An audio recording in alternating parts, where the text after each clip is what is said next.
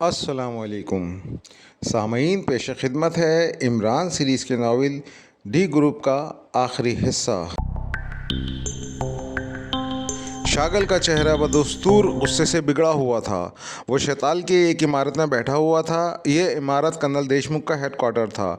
शागल उस वक्त कर्नल देशमुख के ऑफिस में था और उसके सामने कुर्सी पर शैताल फौजी छावनी का इंचार्ज कर्नल देशमुख मौजूद था। मेरी बात का यकीन करें कर्नल देशमुख, ये लोग शैताल में दाखिल हो चुके हैं। ये बात तय समझें। शागिल ने गुस्सीले लहजे में कहा, जनाब ऐसा मुमकिन ही नहीं। आप यकीन करेंगे शैताल में उड़ने वाली चिड़िया भी हमारे नज़रों से नहीं बच सकती, और आप एक पूरे ग्रुप की बात कर रहे हैं। कर्नल देशमुख ने बुरा सा मुंह बनाते हुए कहा, आप यहाँ ज़्यादा से ज़्यादा कार्ड चेक कर सकते हैं, और कार्ड ये लोग कहीं से भी हासिल कर सकते हैं। ये दुनिया के सबसे ख़तरनाक एजेंट हैं, इंतहाई ख़तरनाक एजेंट। शागिल ने कहा, जनाब यहाँ जो लोग आते जाते हैं उनके बारे में मेरे आदमी काफ़ी हद तक जानते हैं, इसलिए अगर उनके पास कार्ड हुए भी तब भी वो पकड़े जाएंगे। कर्नल देशमुख ने कहा, यहाँ कोई ऐसा अड्डा है जहाँ ये रह सके, कोई भी खुफिया अड्डा? शागिल ने चंद लम्हे खामोश रहने के बाद कहा, नहीं जनाब, यहाँ ऐसा कोई अड्डा नहीं।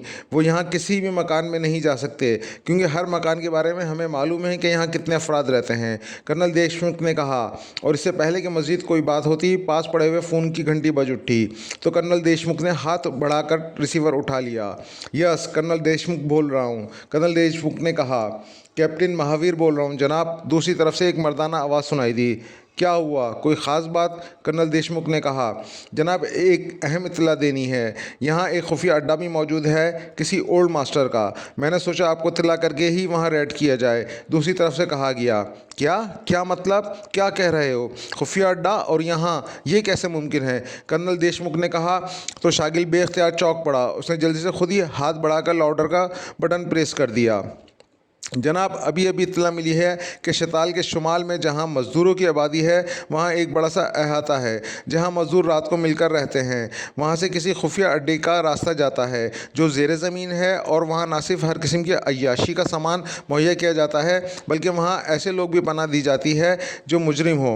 ये इत्तला जिसने दी वो उस ओल्ड मास्टर का साथी था, लेकिन फिर किसी वजह से इनके दरमियान झगड़ा हो गया और उस आदमी ने हमें मुखबरी कर दी। कैप्टन महावीर ने कहा, ओह वेरी बैड, इस पर तो अभी और इसी वक्त रेड होना चाहिए। तुम रेड पार्टी तैयार करो, मैं तुम्हारे साथ जाऊंगा अभी और इसी वक्त, कर्नल देशमुख ने कहा, और उसके साथ ही उसने रिसीवर रख दिया। ओह मैं भी आपके साथ जाऊंगा और मेरे आदमी भी, शागिल ने कहा। ठीक है जनाब, ज़रूर चलें, कर्नल देशमुख ने कहा तो शागिल ने फ़ौरन फ़ोन का रिसीवर उठाया और नंबर प्रेस कर दिए। यस, मनिंदर बोल रहा हूँ। राब्ता कायम होते ही दूसरी तरफ से मनिंदर की आवाज़ सुनाई दी। शागिल बोल रहा हूँ, शैताल में खुफिया अड्डे का पता चला है। हो सकता है पाकिस्तानी एजेंट वहाँ छुपे हुए हों, इसलिए फ़ौज के साथ साथ हमने भी वहाँ रेड करना है। तुम साथियों समेत जीप लेकर यहाँ मिलिट्री हेडक्वार्टर आ जाओ अभी और इसी वक्त, शागिल ने कहा। यस सर, दूसरी तरफ से कहा गया और शागिल ने रिसीवर रख दिया। फिर तकरीबन आधे घंटे बाद कैप्टन महावीर और मनिंदर दोनों इकट्ठे होकर अंदर दाखिल हुए तो शागिल और कर्नल देशमुख दोनों उठ खड़े हुए। थोड़ी देर बाद इनकी जीपें तेज़ी से दौड़ती हुई उस आबादी की तरफ बढ़ती चली जा रही थीं जहां के बारे में उन्हें निशानदेही की गई थी। वहां फौज ने उस अहाते को पहले ही घेर रखा था और लोग इस अहाते के बाहर सहमे हुए खड़े थे। कहाँ है वो ओल्ड मास्टर? कर्नल देशमुख ने जीप से उतरते हुए कहा।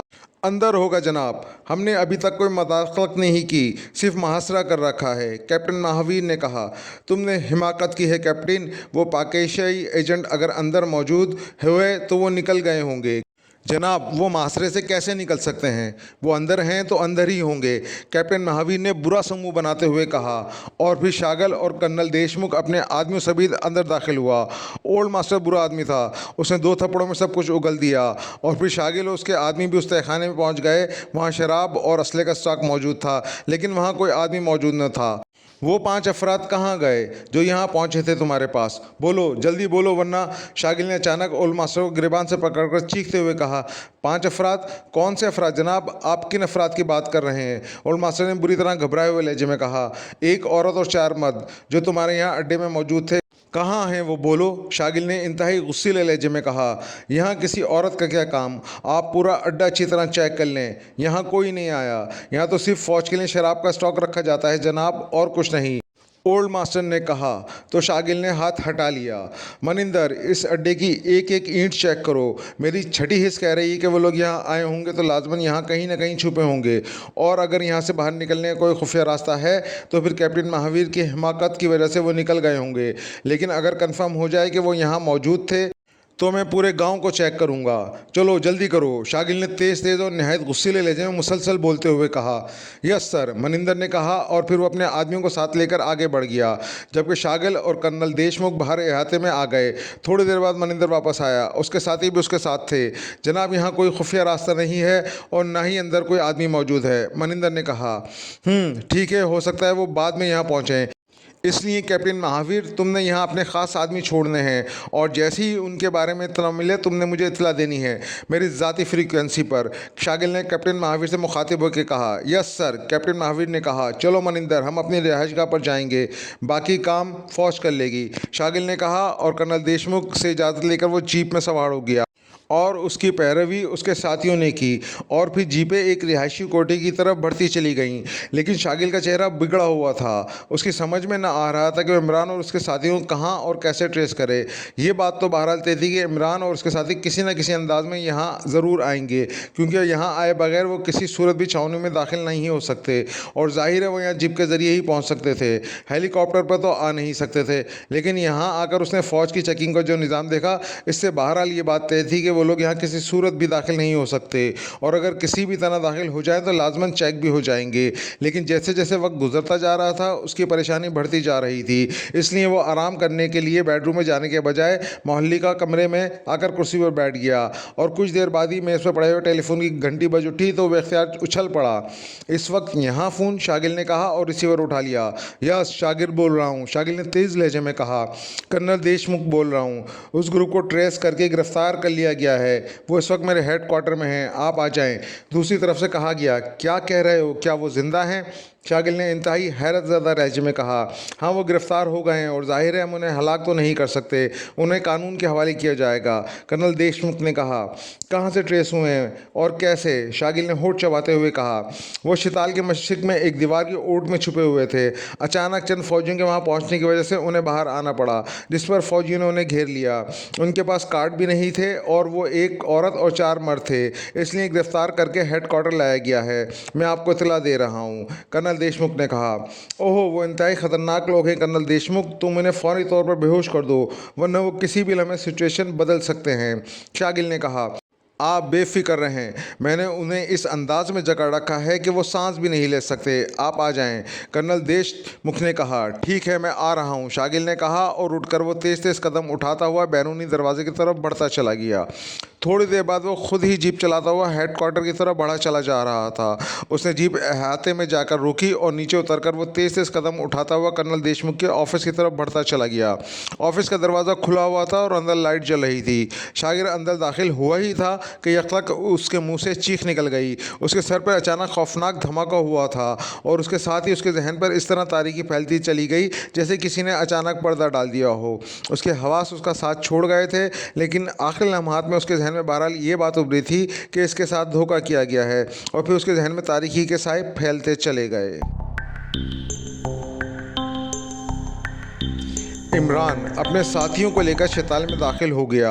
उनके कार्ड एक जगह चेक किए गए, लेकिन चेकिंग सिर्फ कार्ड की हद तक ही महदूद रही, क्योंकि चेक पोस्ट पर और भी कई मर्द और औरतें मौजूद थीं। सरदार ने उनके साथ जो आदमी भेजा था उसका नाम घोष था, और इमरान बावजूद इस घोष के कहने के ओल्ड मास्टर के अड्डे पर ना गया, बल्कि उसने घोष को कहा कि वो ओल्ड मास्टर को बाहर ले आए, जब तक उससे तफसीली बात नहीं होगी वो अंदर नहीं जाएंगे। फिर घोष ने वापस आकर जो कुछ बताया उस पर इमरान के साथी इमरान की पेशबंदी पर हैरान रह गए। घोष ने बताया कि ओल्ड मास्टर के अड्डे को फौज ने घेर रखा है और बड़े अफसरान आए हुए हैं। ओहो, तुम मुझे ये बताओ कि कर्नल देशमुख का हेड क्वार्टर कहाँ है? इमरान ने पूछा। वो तो यहाँ से कुछ दूर है, घोष ने कहा। तुम हमें वहाँ ले चलो, इमरान ने कहा। आप वहाँ क्या करेंगे? वहाँ तो फौज का पहरा होता है, घोष ने इंतहाई हैरत भरे लहजे में कहा। तुम चलो तो सही, तुम अंदर न जाना, इमरान ने कहा, और घोष सर हिलाता हुआ आगे बढ़ने लगा। हमने उस हेड क्वार्टर पर कब्जा करना है और फौरी तौर पर आगे बढ़ना है, अब इसके अलावा और कोई सूरत नहीं। इसके लिए सब तैयार रहें, इमरान ने कहा। और सब ने इस बात में सर हिला दिए। फिर थोड़ी देर बाद वो एक छोटी सी इमारत के सामने पहुंच गए। यहाँ एक अहाता था जिसके अंदर छोटी सी इमारत थी। इमारत पर फौज का मखसूस झंडा लहरा रहा था, लेकिन वहाँ कोई पहरेदार नजर न आ रहा था। अब तुम कहाँ जाओगे? इमरान ने घोष से कहा। मैं तो अभी इस वक्त वापस चले जाऊंगा, मैं यहाँ नहीं रुक सकता जनाब, घोष ने कहा। ठीक है, तुम जा सकते हो, इमरान ने कहा। तो घोष उन्हें सलाम करके वापस मुड़ा और थोड़ी देर बाद वो उनकी नज़रों से गायब हो गया। आओ असला ले लो, लेकिन कोशिश यही होनी चाहिए कि फायरिंग ना हो, इमरान ने कहा और वो सब अहाते में दाखिल हो गए। फिर थोड़ी सी जिद्दोजहद के बाद उन्होंने उस इमारत पर कब्जा कर लिया। वहाँ सिर्फ 4 आदमी थे जिन्हें आसानी से कवर कर लिया गया। इनमें से एक ने बताया कि यहाँ सिर्फ कर्नल देशमुख की रिहाइश और ऑफिस है, जबकि बाकी फौजी अलग इलाके में रहते हैं और उनका अमली इंचार्ज कैप्टन महावीर है। और इस वक्त कर्नल देशमुख और कैप्टन महावीर और सीक्रेट सर्विस के चीफ और आदमियों के साथ किसी खुफिया अड्डे पर रेड के लिए गया हुआ है। तो इमरान समझ गया ये सब कुछ ओल्ड मास्टर के अड्डे पर गए होंगे। और ये बात सुनकर इमरान के जहन में आया अब वो शागिल को पहले कवर करेगा और फिर आगे कोई काम हो सकेगा। चुनांचे इन चारों अफराद को हलाक कर दिया गया और इमरान और उसके साथी कर्नल देशमुख के इंतजार में वहीं अंदर होकर छुप गए। फिर तकरीबन 1 घंटे बाद एक जीप अहाते में दाखिल हुई। ओके, अब तुम जाओ, सुबह आ जाना। जीप से उतरने वाले एक लंबे कद और भारी जिस्म के आदमी ने मुड़कर जीप ड्राइवर से कहा और जीप ड्राइवर ने जीप बैक की और वापस चला गया। जबकि वो आदमी फौजी अंदाज में चलता हुआ आगे बढ़ा और फिर जैसे ही वो कमरे में दाखिल हुआ, सफदर और तनवीर ने उसे छाप लिया। फिर इमरान ने उससे तफसीली पूछगछ करके तमाम ज़रूरी मालूमात हासिल कर ली। इसके साथ साथ उसने कर्नल देशमुख से शागिल और उसके साथियों के बारे में भी मालूमात हासिल कर ली और उस इमारत का फ़ोन नंबर भी मालूम कर लिया जहां शागिल रिहाइश पजीर था। कर्नल देशमुख को बेहोश कर दिया गया और फिर इमरान ने रिसीवर उठाया और शागिल के नंबर प्रेस कर दिए। दूसरी तरफ से जब शागिल ने फ़ोन अटेंड किया तो उसने कर्नल देशमुख की आवाज़ और लहजे में अपने ग्रुप की गिरफ्तारी के बारे में बताया। शागिल का अंदाज़ बता रहा था कि उसके ज़िंदा होने की वजह से वहाँ आने से कतरा रहा था, लेकिन इमरान ने आखिरकार उसे आमादा कर लिया। और फिर थोड़ी देर बाद एक जीप अहाते में आकर रुक गई और शागिल जीप से उतरकर तेज़ तेज़ कदम उठाता हुआ जैसे ही कमरे में दाखिल हुआ, इमरान ने उसकी कनपटी पर मुड़ी हुई उंगली का एक हुक पूरी कुव्वत से मारा और शागिल एक ही ज़रब खाकर बेहोश हो गया। इमरान के कहने पर उसके साथियों ने उसे भी कर्नल देशमुख के साथ एक कुर्सी पर रस्सियों से बांध दिया। अब तुमने इस इमारत पर रेड करना है जहां शागिल के आदमी मौजूद हैं। वहां पहले बेहोश कर देने वाली गैस फायर कर देना और फिर अंदर जाकर सबको हलाक कर देना, इमरान ने कहा। लेकिन इमरान साहब, इससे क्या होगा? सुबह होते ही जैसे उनकी लाशें मिलेंगी यहाँ हंगामा बरपा हो जाएगा, सफदर ने कहा। सफदर ठीक कह रहा है इमरान, हमें असल खतरा शागिल और उसके आदमियों से है। ये लोग इंतहाई तरबियत याफ्ता हैं, जबकि आम फौजी इस अंदाज में काम नहीं कर सकते, जूलिया ने कहा। लेकिन फिर भी शागिल का भी तो खात्मा करना होगा, सफदर ने कहा। वो भी कर लेंगे, तुम पहले ये काम तो करो, इमरान ने कहा। और फिर जूलिया के अलावा तनवीर, सफदर और कैप्टन शकील तीनों इमारत से बाहर चले गए। तुम इनका ख्याल रखो, साथियों के वापस आने तक मैं बाहर रहूँगा, इमरान ने जूलिया से कहा। लेकिन अगर इस दौरान कोई फ़ोन आ गया तो फिर, जूलिया ने कहा। फ़ोन की घंटी सुनकर मैं आ जाऊँगा, फिर फ़ोन अटेंड कर लूँगा, तुम बेफिक्र रहो, मैं नहीं चाहता कि अचानक कोई हमारे सरों पर पहुँच जाए, इमरान ने संजीदगी से कहा। तो जूलिया ने इस बात में सर हिला दिया। इमरान अहाते में आके एक जीप की ओट में खड़ा हो गया। फिर तकरीबन 1.5 घंटे बाद उसे अपने साथी अहाते में दाखिल होते हुए दिखाई दिए। क्या हुआ? इमरान ने जीप की ओट से बाहर आते हुए कहा।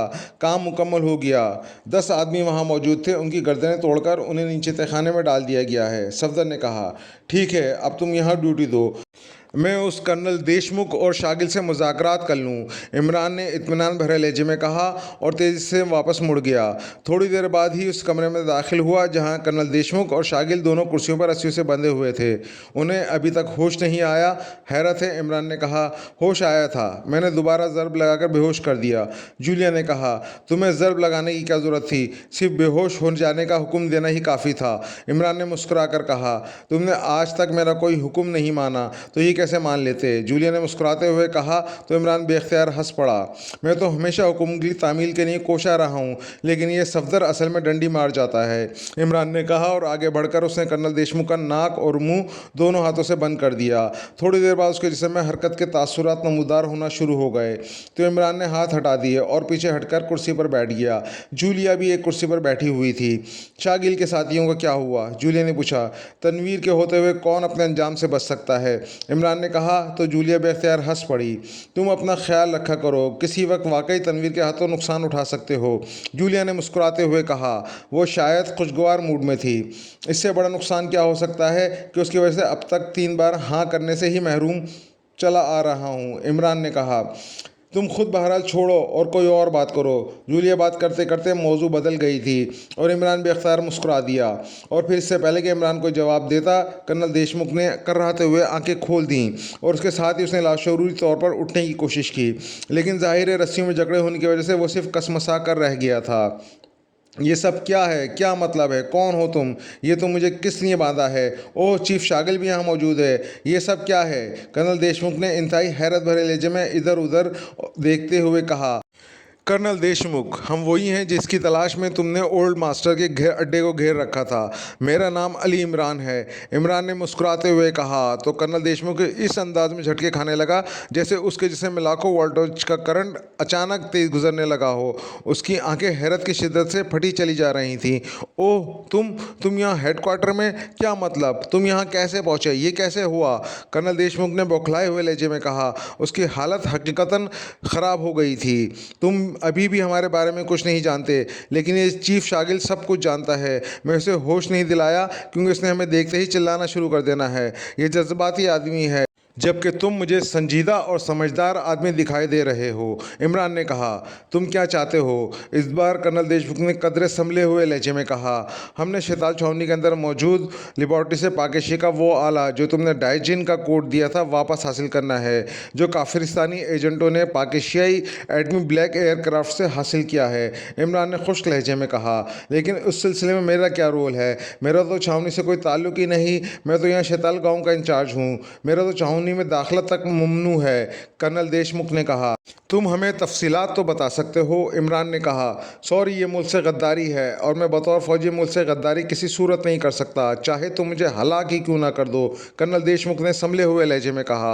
मैंने तुमसे ऐसी कोई बात नहीं पूछनी जो गद्दारी में आए, इमरान ने बजाय गुस्से के इंतहाई नर्म लहजे में कहा। तो कर्नल देशमुख बेख्तियार चौंक पड़ा। उसके चेहरे पर हैरत के तासुरात उभर आए थे। तुम क्या जानना चाहते हो? कर्नल देशमुख ने इंतहाई हैरत भरे लहजे में कहा। छावनी का इंचार्ज कौन है? इमरान ने पूछा। जनरल भूपिंदर, कर्नल देशमुख ने कहा। लेबॉर्ट्री का अमली चार्ज किसके हाथ में है? इमरान ने पूछा। कर्नल मुकेश लेबॉर्ट्री के मामलात का इंचार्ज है, उसका सेक्शन और ऑफिस अलहदा है, कर्नल देशमुख ने कहा। उस कर्नल मुकेश का फ़ोन नंबर क्या है? इमरान ने पूछा। मुझे नहीं मालूम और ना मेरा उससे कोई ताल्लुक़ है, कर्नल मुकेश ने जवाब दिया।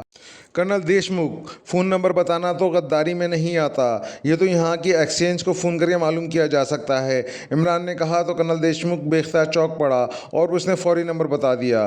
कर्नल मुकेश का कद-ओ-कामत और हुलिया क्या है? इमरान ने पूछा। मैं कह रहा हूँ कि मुझे नहीं मालूम, कर्नल देशमुख ने कहा और एक बार फिर ज़िद पर उतर आया था। ओके, तुम्हारी मर्ज़ी। मैंने तो कोशिश की थी कि तुम्हें हलाकत से बच जाओ और तुम्हारा ज़मीर भी दागदार ना हो, लेकिन अगर तुम खौमा-खां की ज़िद करके मरना ही चाहते हो तो फिर ऐसा ही सही, इमरान ने इंतहाई सख्त लहजे में कहा और उसके साथ ही उसने जेब से पिस्टल निकाल लिया। उसके चेहरे पर इंतहाई सफाकी के तासुरात उभर आए थे। ओह रुको, बताता हूँ, कर्नल देशमुख ने अचानक कहा और उसके साथ ही उसने तेज़ी से सब कुछ बताना शुरू कर दिया। कर्नल मुकेश, तुम्हारा क्या लगता है रिश्ते में? इमरान ने कहा। तो कर्नल देशमुख बेख्तियार चौंक पड़ा। उसके चेहरे पर हैरत के तासुरात उभर आए थे। क्या मतलब? क्या कह रहे हो तुम? कर्नल देशमुख ने कहा।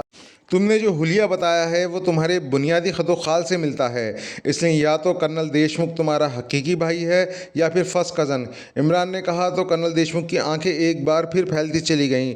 तुम क्या हो? ये तुम कैसे सब कुछ जान लेते हो? कर्नल देशमुख ने यकीन न आने वाले लहजे में कहा। मैं तुम्हें हलाकत से बचाना चाहता हूँ कर्नल देशमुख, और कुछ भी नहीं, इमरान ने मुस्करा कर कहा। कर्नल मुकेश मेरा खालाजाद भाई है और मेरी बहन का शौहर है, कर्नल देशमुख ने कहा। क्या तुम्हारी बहन भी छावनी में रहते हैं? इमरान ने कहा। नहीं, वो दारुल हुकूमत में रहती है, यहाँ फैमिलियाँ नहीं रहती, कर्नल देशमुख ने कहा। जूलिया, इसे हाफ ऑफ कर दो, इमरान ने कहा।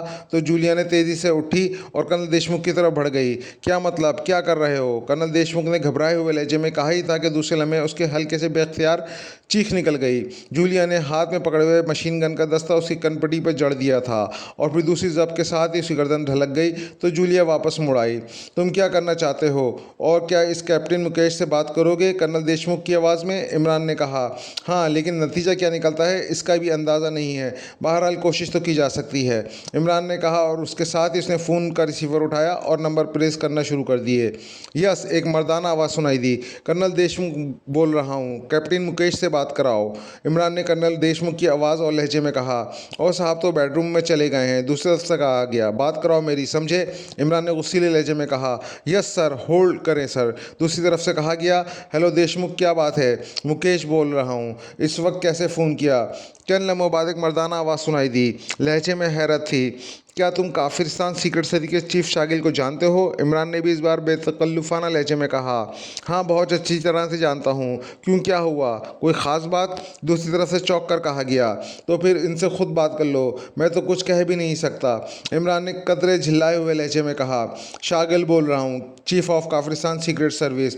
इमरान ने शागिल के अंदाज और लहजे में बात करते हुए कहा। कर्नल मुकेश बोल रहा हूँ सर, क्या बात है जनाब? दूसरी तरफ से कदरे मौदबाना लहजे में कहा गया।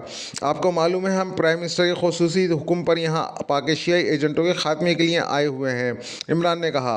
यस सर, मुझे मालूम है। जनरल भूपिंदर साहब को इसकी बाकायदा इतला दी गई थी, लेकिन मसला क्या है जनाब? दूसरी तरफ से कहा गया। पाकिस्तानी एजेंट छावनी में दाखिल हो चुके हैं, हमारे पास हतमी इतला है और इस सिलसिले में छावनी आना चाहता हूं ताकि उनको वहां ट्रेस करके उनका खात्मा कर सकूं। लेकिन कर्नल देशमुख बज़िद हैं कि वो लोग यहां नहीं पहुंचे और छावनी भी नहीं गए। मैं चाहूं तो उन्हें अपने हुक्म से ही मुअत्तल कर सकता हूं, लेकिन मैं इन हालात में ऐसा कोई कदम नहीं उठाना चाहता, इसलिए मैंने सोचा कि आपसे बात की जाए। इमरान ने शागिल की आवाज़ और लहजे में कहा। जनाब, ये बात तो तय है कि पाकिस्तानी एजेंट यहाँ दाखिल हो ही नहीं सकते। यहाँ एक एक कदम पर चेकिंग होती है और तमाम चेकिंग कंप्यूटराइज है, इसलिए आपको गलत इतला दी गई है, कर्नल मुकेश ने कहा। आप इन पाकिस्तानी एजेंटों को नहीं जानते, उनके सामने आपका कंप्यूटर कोई हैसियत नहीं रखता। उन्होंने ऐसी बेशुमार लेबॉर्ट्रियाँ तबाह की हैं जिनमें दुनिया के टॉप और जदीद तरीन सुपर कंप्यूटर्स काम करते थे। अलबत्ता आपको यकीन दिलाने के लिए ये हो सकता है आप यहाँ शताल में कर्नल देशमुख के मिलिट्री हेडक्वार्टर में आ जाएँ।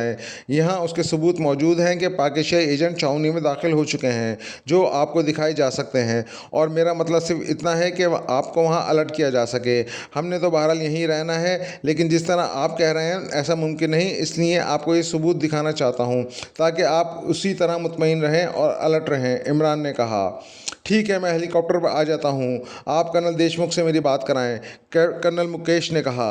यस, देशमुख बोल रहा हूँ, इमरान ने फ़ौरन ही कर्नल देशमुख की आवाज़ और लहजे में कहा। देशमुख, तुमने सबूत देखे? क्या सबूत हैं? कर्नल मुकेश ने कहा तो इमरान बेख्तियार मुस्कुरा दिया। चीफ शागल ने एक आदमी पकड़ा है, उसके पास छावनी का मखसूस कंप्यूटराइज कार्ड भी है और उससे एक ट्रांसमीटर भी बरामद हुआ है जिसमें कॉल टेप हो जाती है। इस टेप से मालूम हुआ है कि उसकी पाकिस्तानी एजेंटों के साथ कोर्ट में गुफ्तगू हुई है। उस कोर्ट के मुताबिक वो छावनी में दाखिल में होने में कामयाब हो चुके हैं। चीफ शागिल साहब ने उस ट्रांसमीटर के जरिए छावनी में उनकी छुपने की मखसूस जगह भी चेक कर ली है, लेकिन जाहिर है वो तो कभी इस छावनी में आए ही नहीं, इसलिए वो इस सिलसिले को तफसील से तुम्हारे साथ डिस्कस करना चाहते हैं। उन्होंने ये बात मुझे धमकी देकर है कि वो प्राइम मिनिस्टर से इस मामले में बात करते हैं, तो मैंने तुमसे बात की है, इमरान ने कर्नल देशमुख के लहजे में बात करते हुए कहा।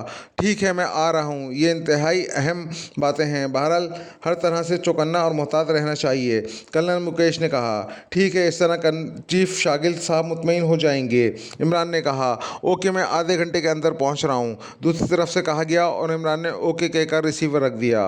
अब बाहर जाकर अपने साथियों को सारी बात बता दो ताकि वो इसको कवर कर सकें, हो सकता है वो अकेला ना आए, इमरान ने जूलिया से कहा। तो जूलिया ने इस बात में सर हिला दिया और उठकर खड़ी हुई। वैसे तुम वाकई जादूगर हो, आज मुझे भी यकीन आ गया, जूलिया ने कहा। तो इमरान बेख्तियार हंस पड़ा। काश ऐसा होता तो काफ की स्विस परी मेरी कैद में होती, इमरान ने तवील सांस लेते हुए कहा। और जूलिया का चेहरा यकलक गुन्नार हो गया और वो ज़ेर-लब मुस्कुराती हुई बैरूनी दरवाजे की तरफ बढ़ती चली गई। फिर तकरीबन आधे घंटे बाद इमरान को बाहर से हेलीकॉप्टर की आवाज़ सुनाई देने लगी, तो वो उठकर दरवाजे की ओट में साकित खड़ा हो गया। थोड़ी देर बाद हेलीकॉप्टर उतरने के साथ साथ एक हल्की सी चीख उसके कानों में पड़ी और चलने हुए बाद सफदर कंधे पर एक आदमी को उठाए अंदर दाखिल हुआ। उस आदमी ने बाकायदा फ़ौजी यूनिफॉर्म पहनी हुई थी। उसे कुर्सी पर डाल दो। अकेला था या कोई और भी साथ था? इमरान ने कहा। हेलीकॉप्टर पायलट भी था, उसे भी कवर कर लिया गया है। सफदर ने कंधे पर लदे हुए कर्नल मुकेश को कुर्सी पर डालते हुए कहा। इसे ऑफ कर दो, इमरान ने कहा और सफदर सर हिलाता हुआ वापस मुड़ गया। उसी लम्हे जूलिया अंदर दाखिल हुई तो इमरान ने जूलिया की मदद से कर्नल मुकेश को रस्सियों के साथ कुर्सी से बांध दिया और फिर उसका मुंह और नाक दोनों हाथों से बंद कर दी। थोड़ी देर बाद उसके जिस्म में हरकत के आसार नमूदार होना शुरू हुए तो इमरान ने हाथ हटा लिया और पीछे हटकर कुर्सी पर बैठ गया। उसके चेहरे पर गहरी संजीदगी के तासुरात नुमाया थे। ये क्या क्या क्या मतलब, ये क्या है? कर्नल मुकेश ने होश में आते ही उठने की नाकाम कोशिश करते हुए कहा और उसके साथ ही उसने गर्दन घुमाकर इधर उधर देखा तो उसकी हालत पहले से ज़्यादा ख़राब हो गई। तुमने कर्नल देशमुख को पहचान लिया होगा कर्नल मुकेश? अलबत्ता ये बता दूं कि इसके साथ वाली कुर्सी पर पाकिस्तान सीक्रेट सर्विस का चीफ शागिल है और मेरा नाम अली इमरान है और मैं पाकिस्तानी हूँ, इमरान ने कहा। तो कर्नल मुकेश की हालत देखने वाली हो गई। उसका अंदाज़ ऐसा था जैसे उसे अपने आप पर यकीन न आ रहा हो। क्या मतलब, ये सब क्या है? तुमने यहाँ कैसे कब्जा कर लिया? अभी कुछ देर पहले तो मेरी उन दोनों से बात हुई है, कर्नल मुकेश ने कहा।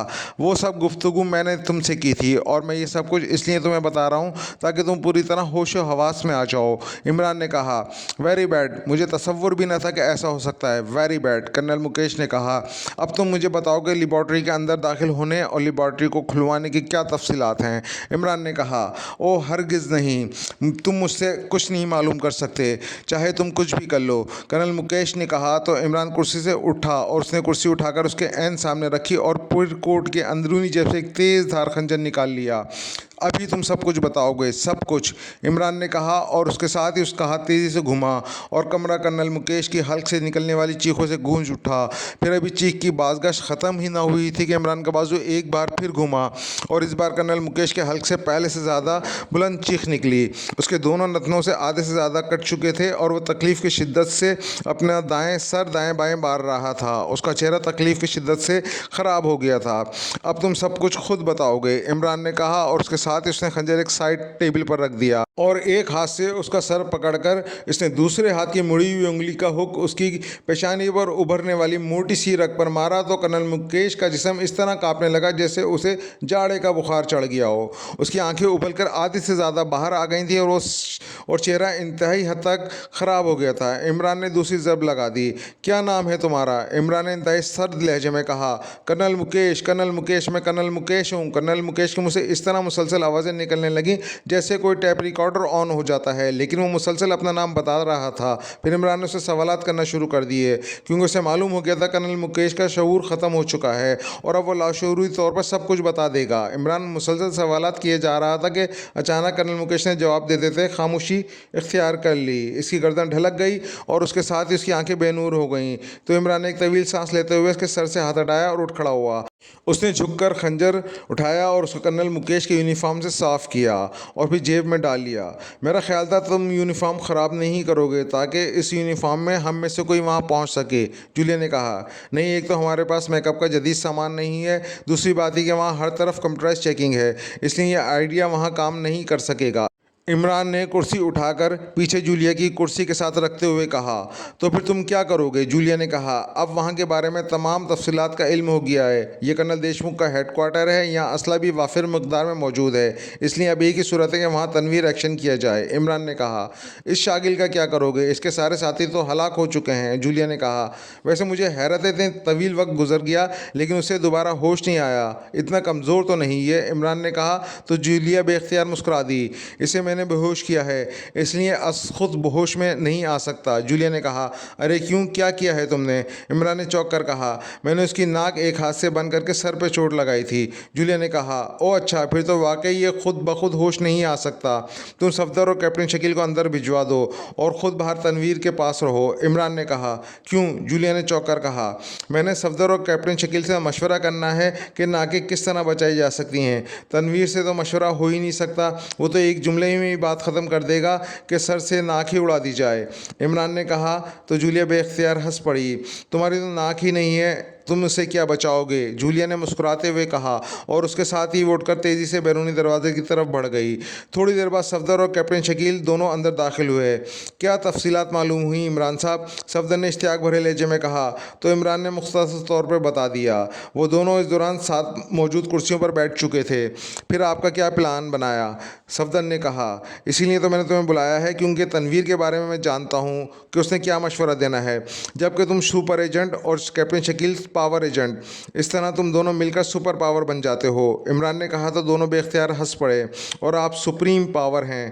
सफदर ने कहा। ओ नहीं, सुप्रीम पावर सिर्फ अल्लाह ताला की ज़ात है। मैं तो उसका इंतहाई आजिज़ सा बंदा हूँ। बहरहाल इस कर्नल मुकेश से हमें हेलीकॉप्टर क्रॉसिंग कार्ड तो मिल जाएगा और हम क्रॉसिंग के अंदर पहुँच जाएंगे। लेकिन जैसे ही हमने हेलीकॉप्टर से बाहर निकलना है वहाँ अलार्म बज जाएंगे और इसके बाद हमारा बाहर निकलना नामुमकिन हो जाएगा। जबकि हमने लेबॉर्ट्री को खुलवाना है, वहाँ से आला हासिल करना है और उसके बाद ज़िंदा सलामत बाहर भी आना है। अब बताओ ये कैसे होगा? इमरान ने कहा। मौजूदा हालात में ऐसा होना नामुमकिन है, सफदर ने कहा। नामुमकिन को मुमकिन बनाना ही हमारा काम है, इमरान ने मुस्कुराते हुए कहा। आपके जहन में कोई प्लान है तो बताएं। कम से कम इन हालात में मेरे जहन में तो कोई प्लान नहीं आ रहा, सफदर ने कहा। तुम क्या कहते हो कैप्टन शकील? इमरान ने कैप्टन शकील से मुखातिब होकर कहा।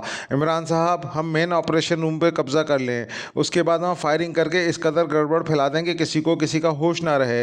इस दौरान हम मिशन मुकम्मल कर सकते हैं, कैप्टन शकील ने कहा। चलो शुक्र है तुमने कुछ सोचा तो है, लेकिन वहाँ तरबियत याफ्ता फ़ौज है और हमारी तादाद महदूद है और हम ज़ाहिर है कहीं छुप भी नहीं सकेंगे। फिर? इमरान ने कहा। फिर क्या किया जा सकता है? कैप्टन शकील ने कंधे उचकाते हुए कहा। इसका एक ही हल है कि उस सुपर कंप्यूटर को पहले उड़ा दिया जाए, इसके बाद कार्रवाई की जाए। जहाँ तक लेबॉर्ट्री का ताल्लुक है, उसे खुलवाया नहीं जा सकता, लेकिन मिसाइलों से गेट तोड़ा जा सकता है। लेकिन असल मसला वापसी का है, इमरान ने कहा। इमरान साहब, वो आला वहाँ बाहर नुमाइश के लिए तो नहीं रखा गया होगा। लामाला इसे किसी हार्ड रूम के सेफ में रखा गया होगा। उसे वहाँ से निकलवाने या निकालने में काफ़ी वक्त लगेगा और इसके दौरान कुछ भी हो सकता है, सफदर ने कहा। तो इमरान बेख्तियार मुस्कुरा दिया। अब क्या किया जाए? इसीलिए तो तनवीर कहता है ज़्यादा सोचने से मामलात संवरने के बजाय बिगड़ते हैं, इमरान ने कहा। तो फिर? सफदर ने कहा। मैंने तुम्हें लेबॉर्ट्री के बारे में जो तफसील बताई है उसमें ये पॉइंट ख़ास तौर पर बताया है कि उसकी एक साइड छावनी के मशरक़ी हिस्से से अटैच है और हेलीकॉप्टर वहां आसानी से जा सकता है। इसे चेक किया जाए तो मैं कर्नल मुकेश की आवाज़ में चेकिंग का बहाना कर दूंगा और वहां से लेबॉर्ट्री के अंदर पहुंचा जा सकता है, इमरान ने कहा। लेकिन कैसे? क्या कोई सुरंग लगाएंगे? लेकिन इसके लिए एक मखसूस मशीनरी की ज़रूरत है और अगर मिसाइल या बम फायर हुए तो सबको इल्म हो जाएगा, सफदर ने कहा। यह हमारा दोस्त शागिल किस काम आएगा? इमरान ने मुस्कुराते हुए कहा। तो सफदर और कैप्टन शकील बेख्तियार उछल पड़े। क्या मतलब? सफदर ने इंतहाई हैरत भरे लहजे में कहा। लेबॉर्ट्री का खुफिया रास्ता उस तरफ है और लेबॉर्ट्री इंचार्ज का नाम डॉक्टर प्रताप है, जो पहले दारुल हुकूमत की मेन लेबॉर्ट्री में काम करता रहा है और जाहिर है वो शागिल को अच्छी तरह जानता होगा, इमरान ने कहा। लेकिन उसका फ़ोन नंबर या ट्रांसमीटर फ्रीक्वेंसी का इल्म कैसे होगा? सफदर ने कहा।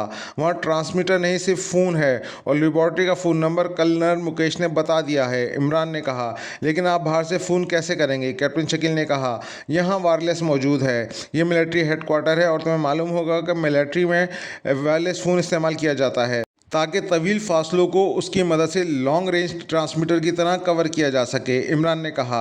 लेकिन बात किससे करेंगे? सफदर ने कहा। यह असल मसला है।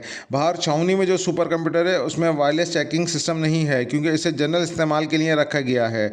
लेकिन लेबॉर्ट्री में जो कंप्यूटर है उसमें वॉइस चेकिंग सिस्टम मौजूद है और जनरल भूपिंदर ने ज़ाहिर शागिल की आवाज़ सुपर कंप्यूटर में फीड कराई होगी ताकि उसका राब्ता छावनी से रह सके। इसलिए अगर मैंने लेबॉर्ट्री में बात की तो फ़ौरन चेक हो जाएगी और अगर शागिल ने खुद की तो चेकिंग नहीं हो सकेगी, इमरान ने कहा।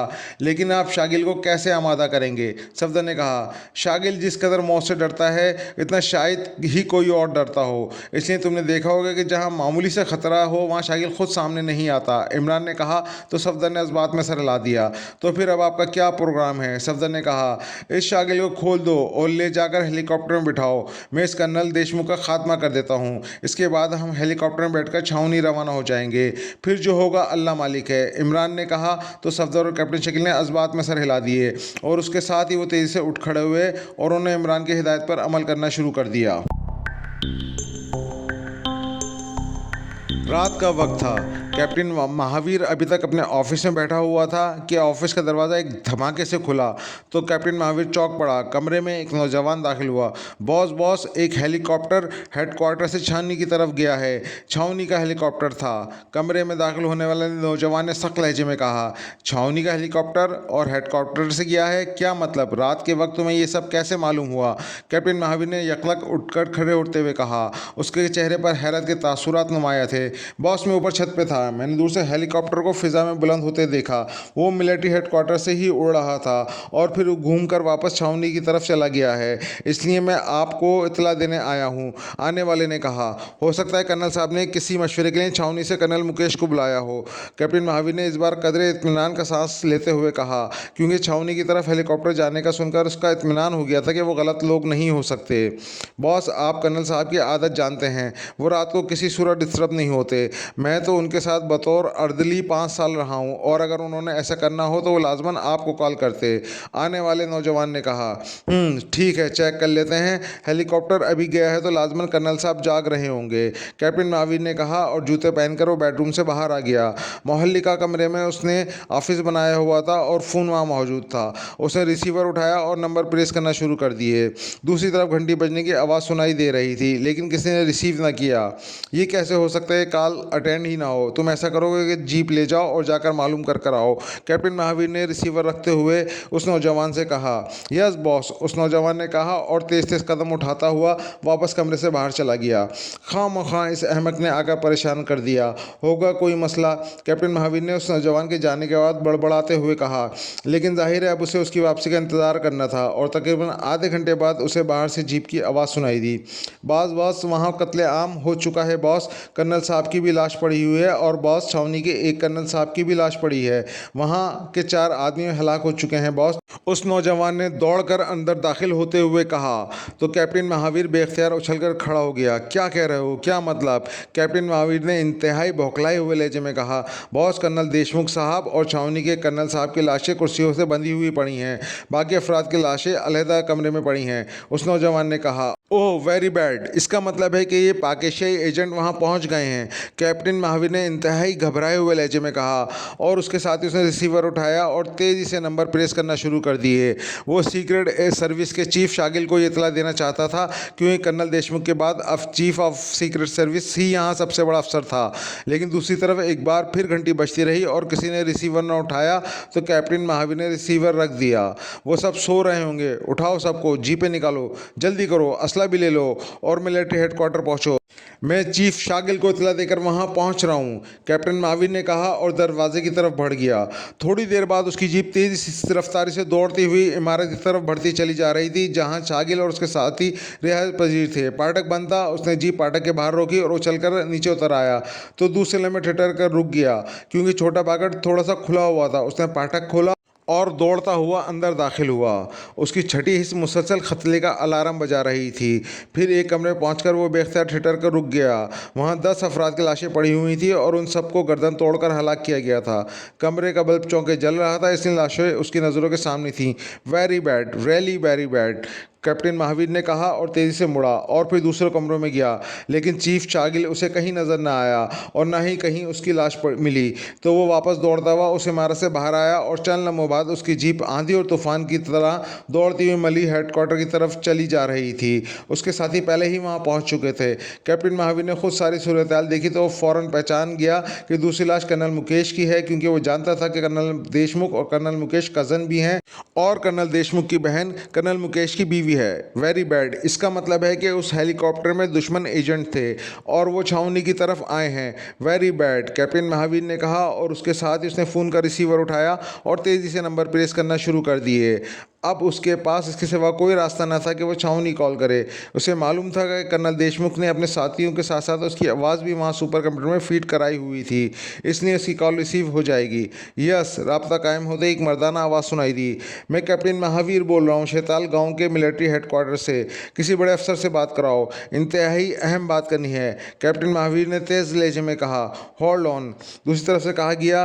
Hello, duty officer colonel Gopal बोल रहा हूँ। क्या मसला है कैप्टन महावीर? कर्नल देशमुख कहाँ हैं? चंद लम्हों बाद दूसरी तरफ से कहा गया तो कैप्टन महावीर ने सारी तफसील बता दी।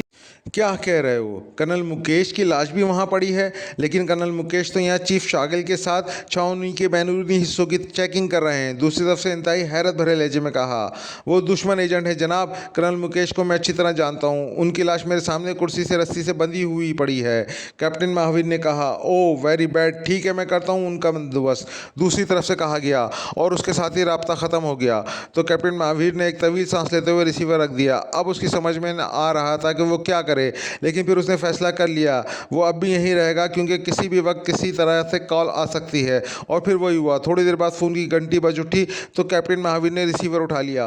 कैप्टन महावीर बोल रहा हूँ। कैप्टन महावीर ने कहा, जनरल भूपिंदर बोल रहा हूँ। क्या तुम दुरुस्त कह रहे हो कि कर्नल मुकेश की लाश वहाँ मौजूद है? दूसरी तरफ से इंतहाई हैरत भरे लहजे में कहा गया। यस सर, मेरी आंखों के सामने मौजूद है सर, कैप्टन महावीर ने मौतबाना लहजे में कहा। लेकिन सुपर कंप्यूटर ने उनकी आवाज़ को ओके किया है, जबकि चीफ शागिल की आवाज़ को भी ओके किया है। ये कैसे हो सकता है? अगर कोई उनकी आवाज़ की नकल करता तो सुपर कंप्यूटर उसे किसी सूरत ओके ना करता।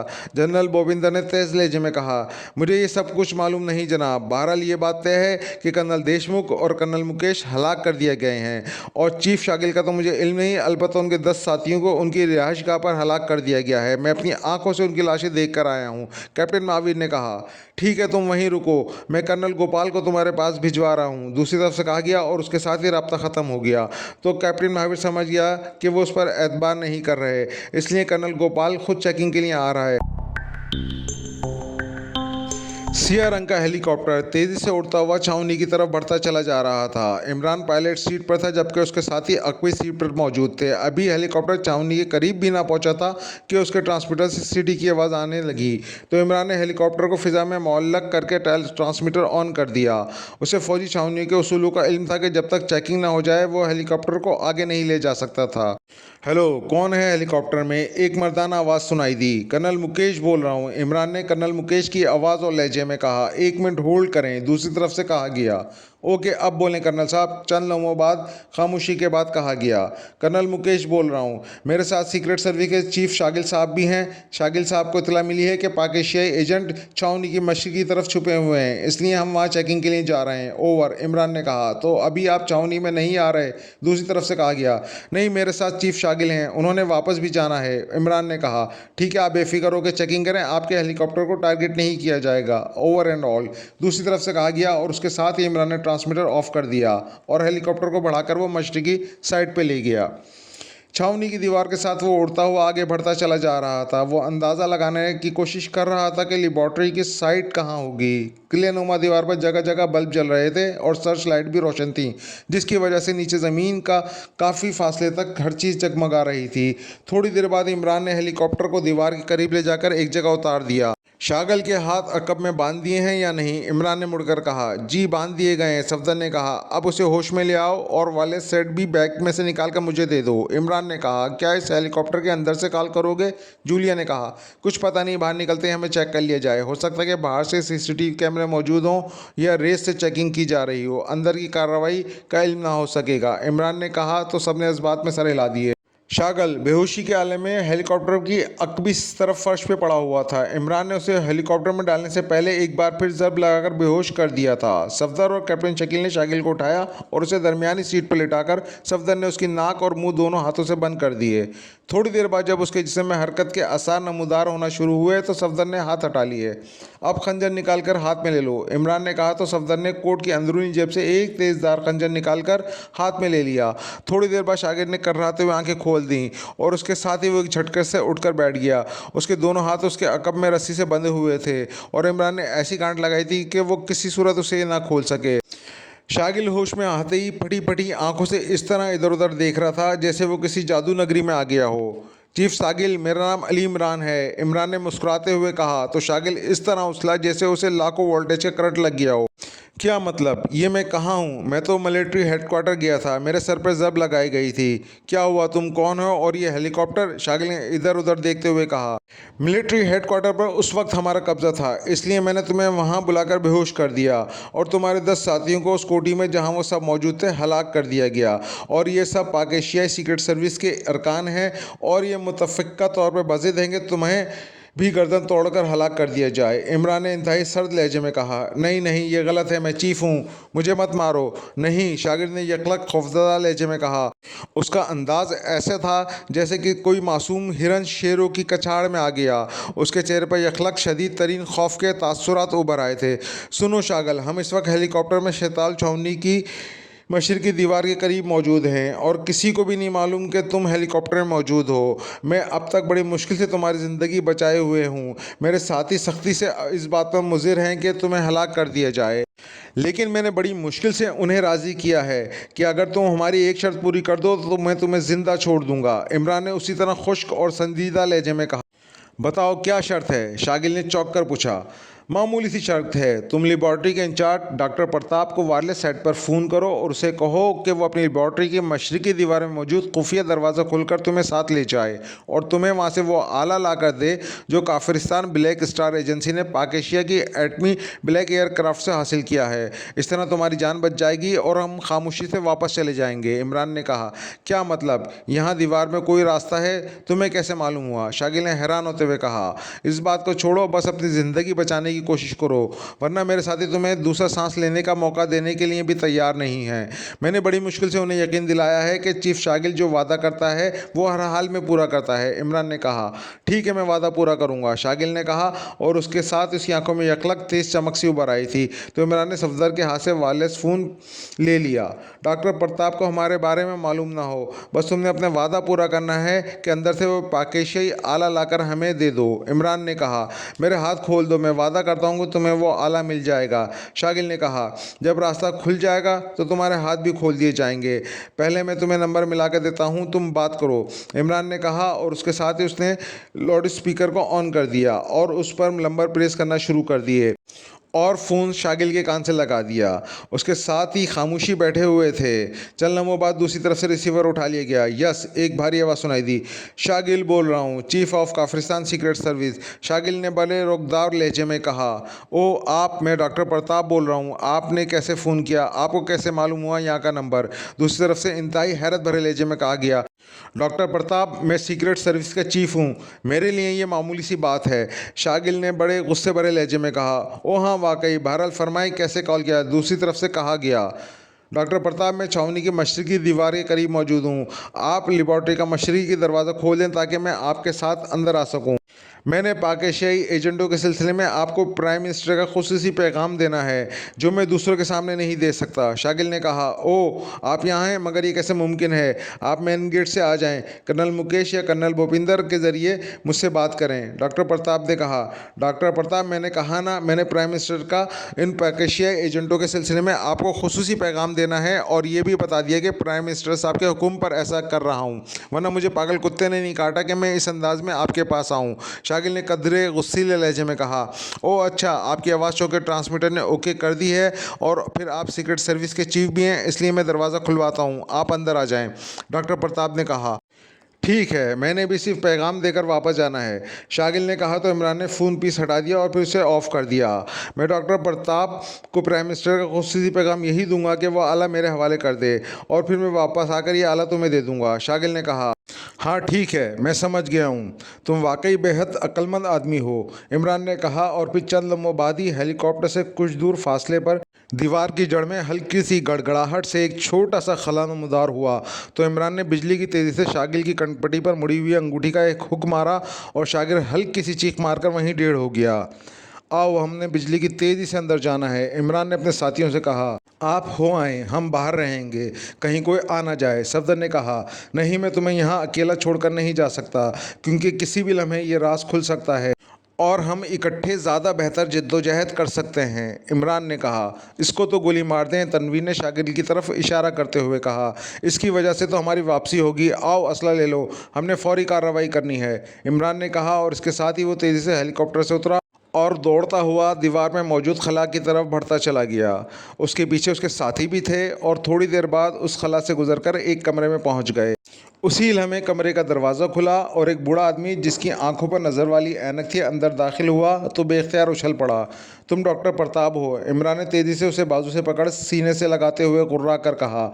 हाँ हाँ, मगर तुम कौन हो? उस बूढ़े ने इंतहाई खौफजदा लहजे में कहा। यह खला कैसे बंद होगा? इसे फ़ौरन बंद करो, इमरान ने कहा। इसकी साइड पर जड़ में एक ईंट उभरी हुई है, उस पर पैर से मारोगे तो ये बंद हो जाएगा। मगर तुम कौन हो? गर्दन पर बाजू का झटका खाकर डॉक्टर प्रताप बेख्तियार से लहजे में कहा और साथ ही उभरी हुई ईंट की तरफ इशारा कर दिया। इमरान के इशारे पर सफदर बिजली की तेज से आगे बढ़ा और उसने उभरी हुई ईंट पर पैर मारा तो खला हल्की सी गड़गड़ाहट से बंद हो गया। अब बताओ लेबॉर्ट्री में कितने आदमी हैं? इमरान ने कहा।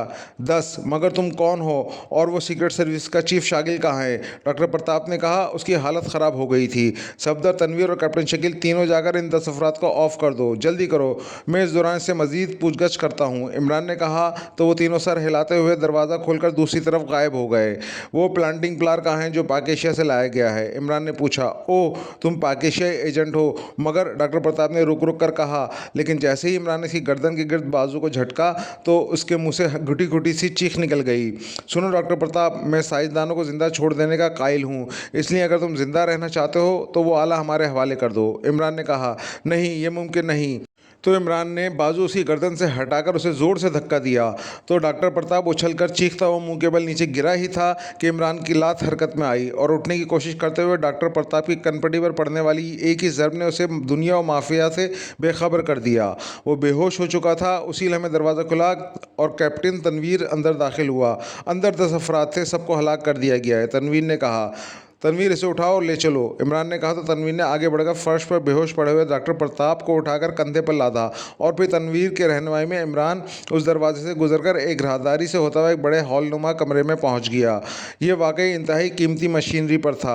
ये लेबॉर्ट्री थी। फर्श पर 10 अफराद की लाशें पड़ी हुई थीं जिन्होंने सफ़ेद ओवरऑल पहन रखे थे और सब शक्लो सूरत से साइंसदान ही दिखाई दे रहे थे। इनमें ज़्यादा तादाद बूढ़ों की ही थी। क्या दुश्मनी है तुम साइंसदानों से? इमरान ने कहा और उन्होंने एक साइड पर बने हुए शीशे के केबिन की तरफ बढ़ गया। साइंसदान ही तो पूरी दुनिया को तबाह करने पर तुले रहते हैं, तनवीर ने जवाब दिया। तो सब बेख्तियार हंस पड़े। इमरान एक केबिन में दाखिल हुआ तो वहाँ एक कंट्रोलिंग मशीन के साथ एक कदावर मशीन भी एक साइड पर मौजूद थी। इमरान इस मशीन को देखते ही चौंक पड़ा और तेज़ी से उसकी तरफ बढ़ गया। वो कुछ देर गौर से इस मशीन को देखता रहा, फिर उसने इसे ऑपरेट करना शुरू कर दिया। मशीन में ज़िंदगी की लहर सी दौड़ गई और फिर मौजूद सैकड़ों की तादाद में छोटे बड़े बल्ब तेज़ी से जलने बुझने लगे।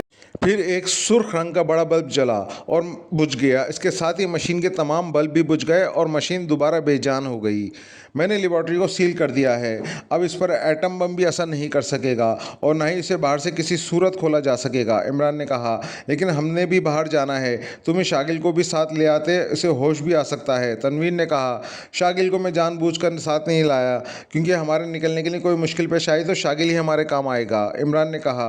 क्या मतलब? वो तो उल्टा हमारे लिए मुसीबत बन जाएगा, सफदर ने कहा। यह फौजी छावनी है, यहाँ तमाम कंट्रोल फौजियों का है और फौजियों को ये बात समझ में नहीं आ सकती जैसे सीक्रेट सर्विस वाले फ़ौरन समझ जाते हैं। बहरहाल ये बात की बात है। डॉक्टर प्रताप कहाँ है? इमरान ने कहा। बाहर हॉल में पड़ा है, सफदर ने कहा।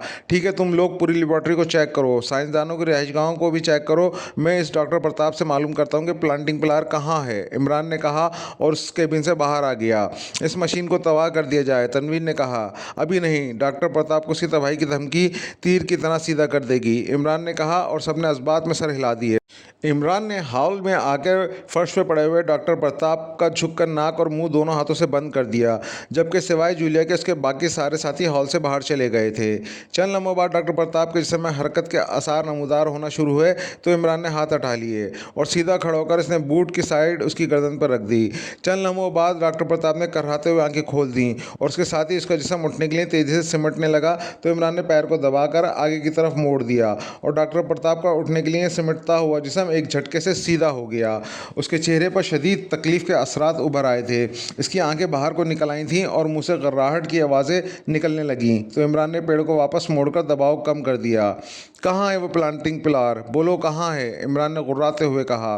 स्पेशल सेफ में, डॉक्टर प्रताप ने इस तरह रुक रुक कर कहना शुरू किया जैसे अल्फाज लाशौरी तौर पर उसके मुंह से निकल रहे हों। कहाँ है स्पेशल सेफ? तफसील से बताओ, इमरान ने पैर को थोड़ा सा आगे की तरफ मोड़कर पीछे करते हुए हुए कहा, ये अजाब ख़त्म करो, मैं बताता हूँ, ये अजाब ख़त्म करो प्लीज़। डॉक्टर प्रताप ने रुक रुक कर कहा तो इमरान ने फ़ौरन पैर हटा लिया और डॉक्टर प्रताप बेख्तियार लंबे लंबे सांस लेने शुरू कर दिए।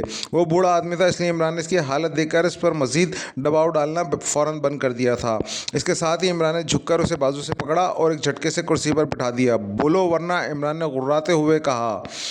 स्पेशल सेफ मशीन हॉल में है, यहाँ इस मशीन हॉल में, वो सामने उस दीवार में। डॉक्टर प्रताप ने रुक रुक कर और दोनों हाथों से मुसलसल अपनी गर्दन को मसलते हुए कहा, उठो और खोलो उसे। इमरान ने इसे बाजू से पकड़े इंतहाई बेदर्दी से झटका देकर खड़ा करते हुए कहा तो डॉक्टर प्रताप के हल्क से चीख निकल गई और वो एक लम्हे के लिए लड़खड़ाया, फिर वो सिमल गया। सुनो, तुम्हारे सब साथी हलाक हो चुके हैं डॉक्टर प्रताप, क्योंकि उन्होंने हमारी बात नहीं मानी थी, वरना हम सायदानों को हलाक नहीं करते, और अगर तुमने ताउन न किया तो फिर तुम्हारे साथ भी दूसरा सांस ना ले सकोगे। इमरान ने इंतहाई सख्त लहजे में कहा, मुझे मत मारो, फॉर गॉड्स सेक मुझे मत मारो, मैं बेगुनाह हूँ, मैं तो साइंसदान हूँ, मैं मुजरिम नहीं। डॉक्टर प्रताप ने इंतहाई घबराए हुए लहजे में कहा, तो फिर ताउन करो और निकालो प्लांटिंग प्लार, इमरान ने कहा, और उसके साथ ही उसने डॉक्टर प्रताप को बाजू से पकड़ा और एक लिहाज से घसीटता हुआ दीवार की तरफ ले गया। डॉक्टर प्रताप ने दीवार पर अपना दायां हाथ रखा, फिर उसे हटाकर बाएं हाथ रखा तो सर की आवाज़ के साथ ही दीवार दरमियान से फटकर साइडों में हो गई। अब वहाँ एक बड़ा सा सेफ नज़र आ रहा था, लेकिन ये सेफ इंतहाई जदीद तरीन था। उस पर ना तो कोई नंबर था और ना ही चाबी वगैरह का सुराग। यूँ महसूस हो रहा था जैसे वो फौलादी चादर हो। इसे खोलो, इमरान ने कहा तो डॉक्टर प्रताप ने फ़ौरन एक कोड बोला तो सेफ दरमियान से फटकर इस तरह खुलता चला गया जैसे उसे अंदर से किसी ने खोला हो। उसमें फाइलें पड़ी हुई थीं, अलबत्ता सबसे निचले खाने में एक डब्बा पड़ा हुआ था जिसके गिर्द पैराशूट कपड़ा लिपटा हुआ था। इस डब्बे में प्लांटिंग प्लार है, डॉक्टर प्रताप ने कहा, उठाओ उसे। इमरान ने कहा तो डॉक्टर प्रताप ने आगे बढ़कर उसे उठाया और इमरान की तरफ बढ़ गया। उसी लम्हे इमरान के साथी भी हाल में दाखिल हो गए। इमरान ने कपड़ा हटाया और खुसूसी पैकिंग में लिपटे हुए उस पुर्जे को बाहर निकालकर उसे चारों तरफ से घुमाकर गौर से देखना शुरू कर दिया। ये कोई बहुत बड़ा आला नहीं था, ना ही ज़्यादा चौड़ा था। फिर उसने उसे रोशनी की तरफ करके गौर से देखना शुरू कर दिया और जब उसे पाकेशिया और शुक्रान के अल्फाज नज़र आ गए तो उसने इत्मीनान भरे अंदाज में इसे वापस डब्बे में डाला और डब्बा कोट की जेब में रख लिया। क्या रहा? इमरान ने मुड़कर सफदर से कहा। कुछ नहीं, ये वाकई एक लेबॉर्ट्री है, इन 10 अफराद के अलावा यहाँ कोई और नहीं, रिहाइशगाहें भी खाली पड़ी हुई हैं। सफदर ने कहा, कहीं कोई असला भी है या नहीं? इमरान ने इस बार मखसूस कोड में पूछा। नहीं, कोई असला नज़र नहीं आया। सफदर ने भी कोड में जवाब दिया। तुम्हारे पास डबल क्लास ब्लास्टर तो मौजूद है, इसे ऑपरेट करके ऐसी जगह रख दो कि पूरी लेबॉर्ट्री उड़ जाए। लेबॉर्ट्री ना सही, छावनी में असले के डिपो ज़रूर मौजूद होंगे, इमरान ने उसी तरह कोड में कहा और सफदर ने इस बात में सर हिला दिया और तेज़ी से वापस मुड़ गया।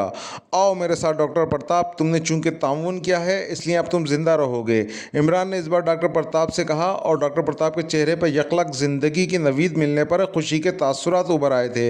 लेकिन अभी वो हॉल के दरमियान में ही पहुँचे थे कि केबिन में से फ़ोन की घंटी बजने की आवाज़ सुनाई देने लगी।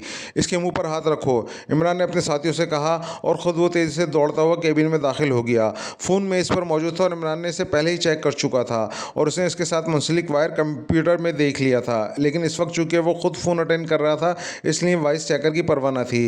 यस, डॉक्टर प्रताप बोल रहा हूँ, इमरान ने डॉक्टर प्रताप के लहजे में कहा। डॉक्टर प्रताप, मैं जनरल भूपिंदर बोल रहा हूँ, पाकेशियाई एजेंट लेबॉर्ट्री में मौजूद हैं। दूसरी तरफ से इंतहाई सख्त लहजे में कहा। पाकेशिया एजेंट और लेबॉर्ट्री में? क्या कह रहे हो आप? ये यहाँ कैसे आ सकते हैं? इमरान ने डॉक्टर प्रताप की आवाज़ और लहजे में कहा। इसके लहजे में हैरत थी।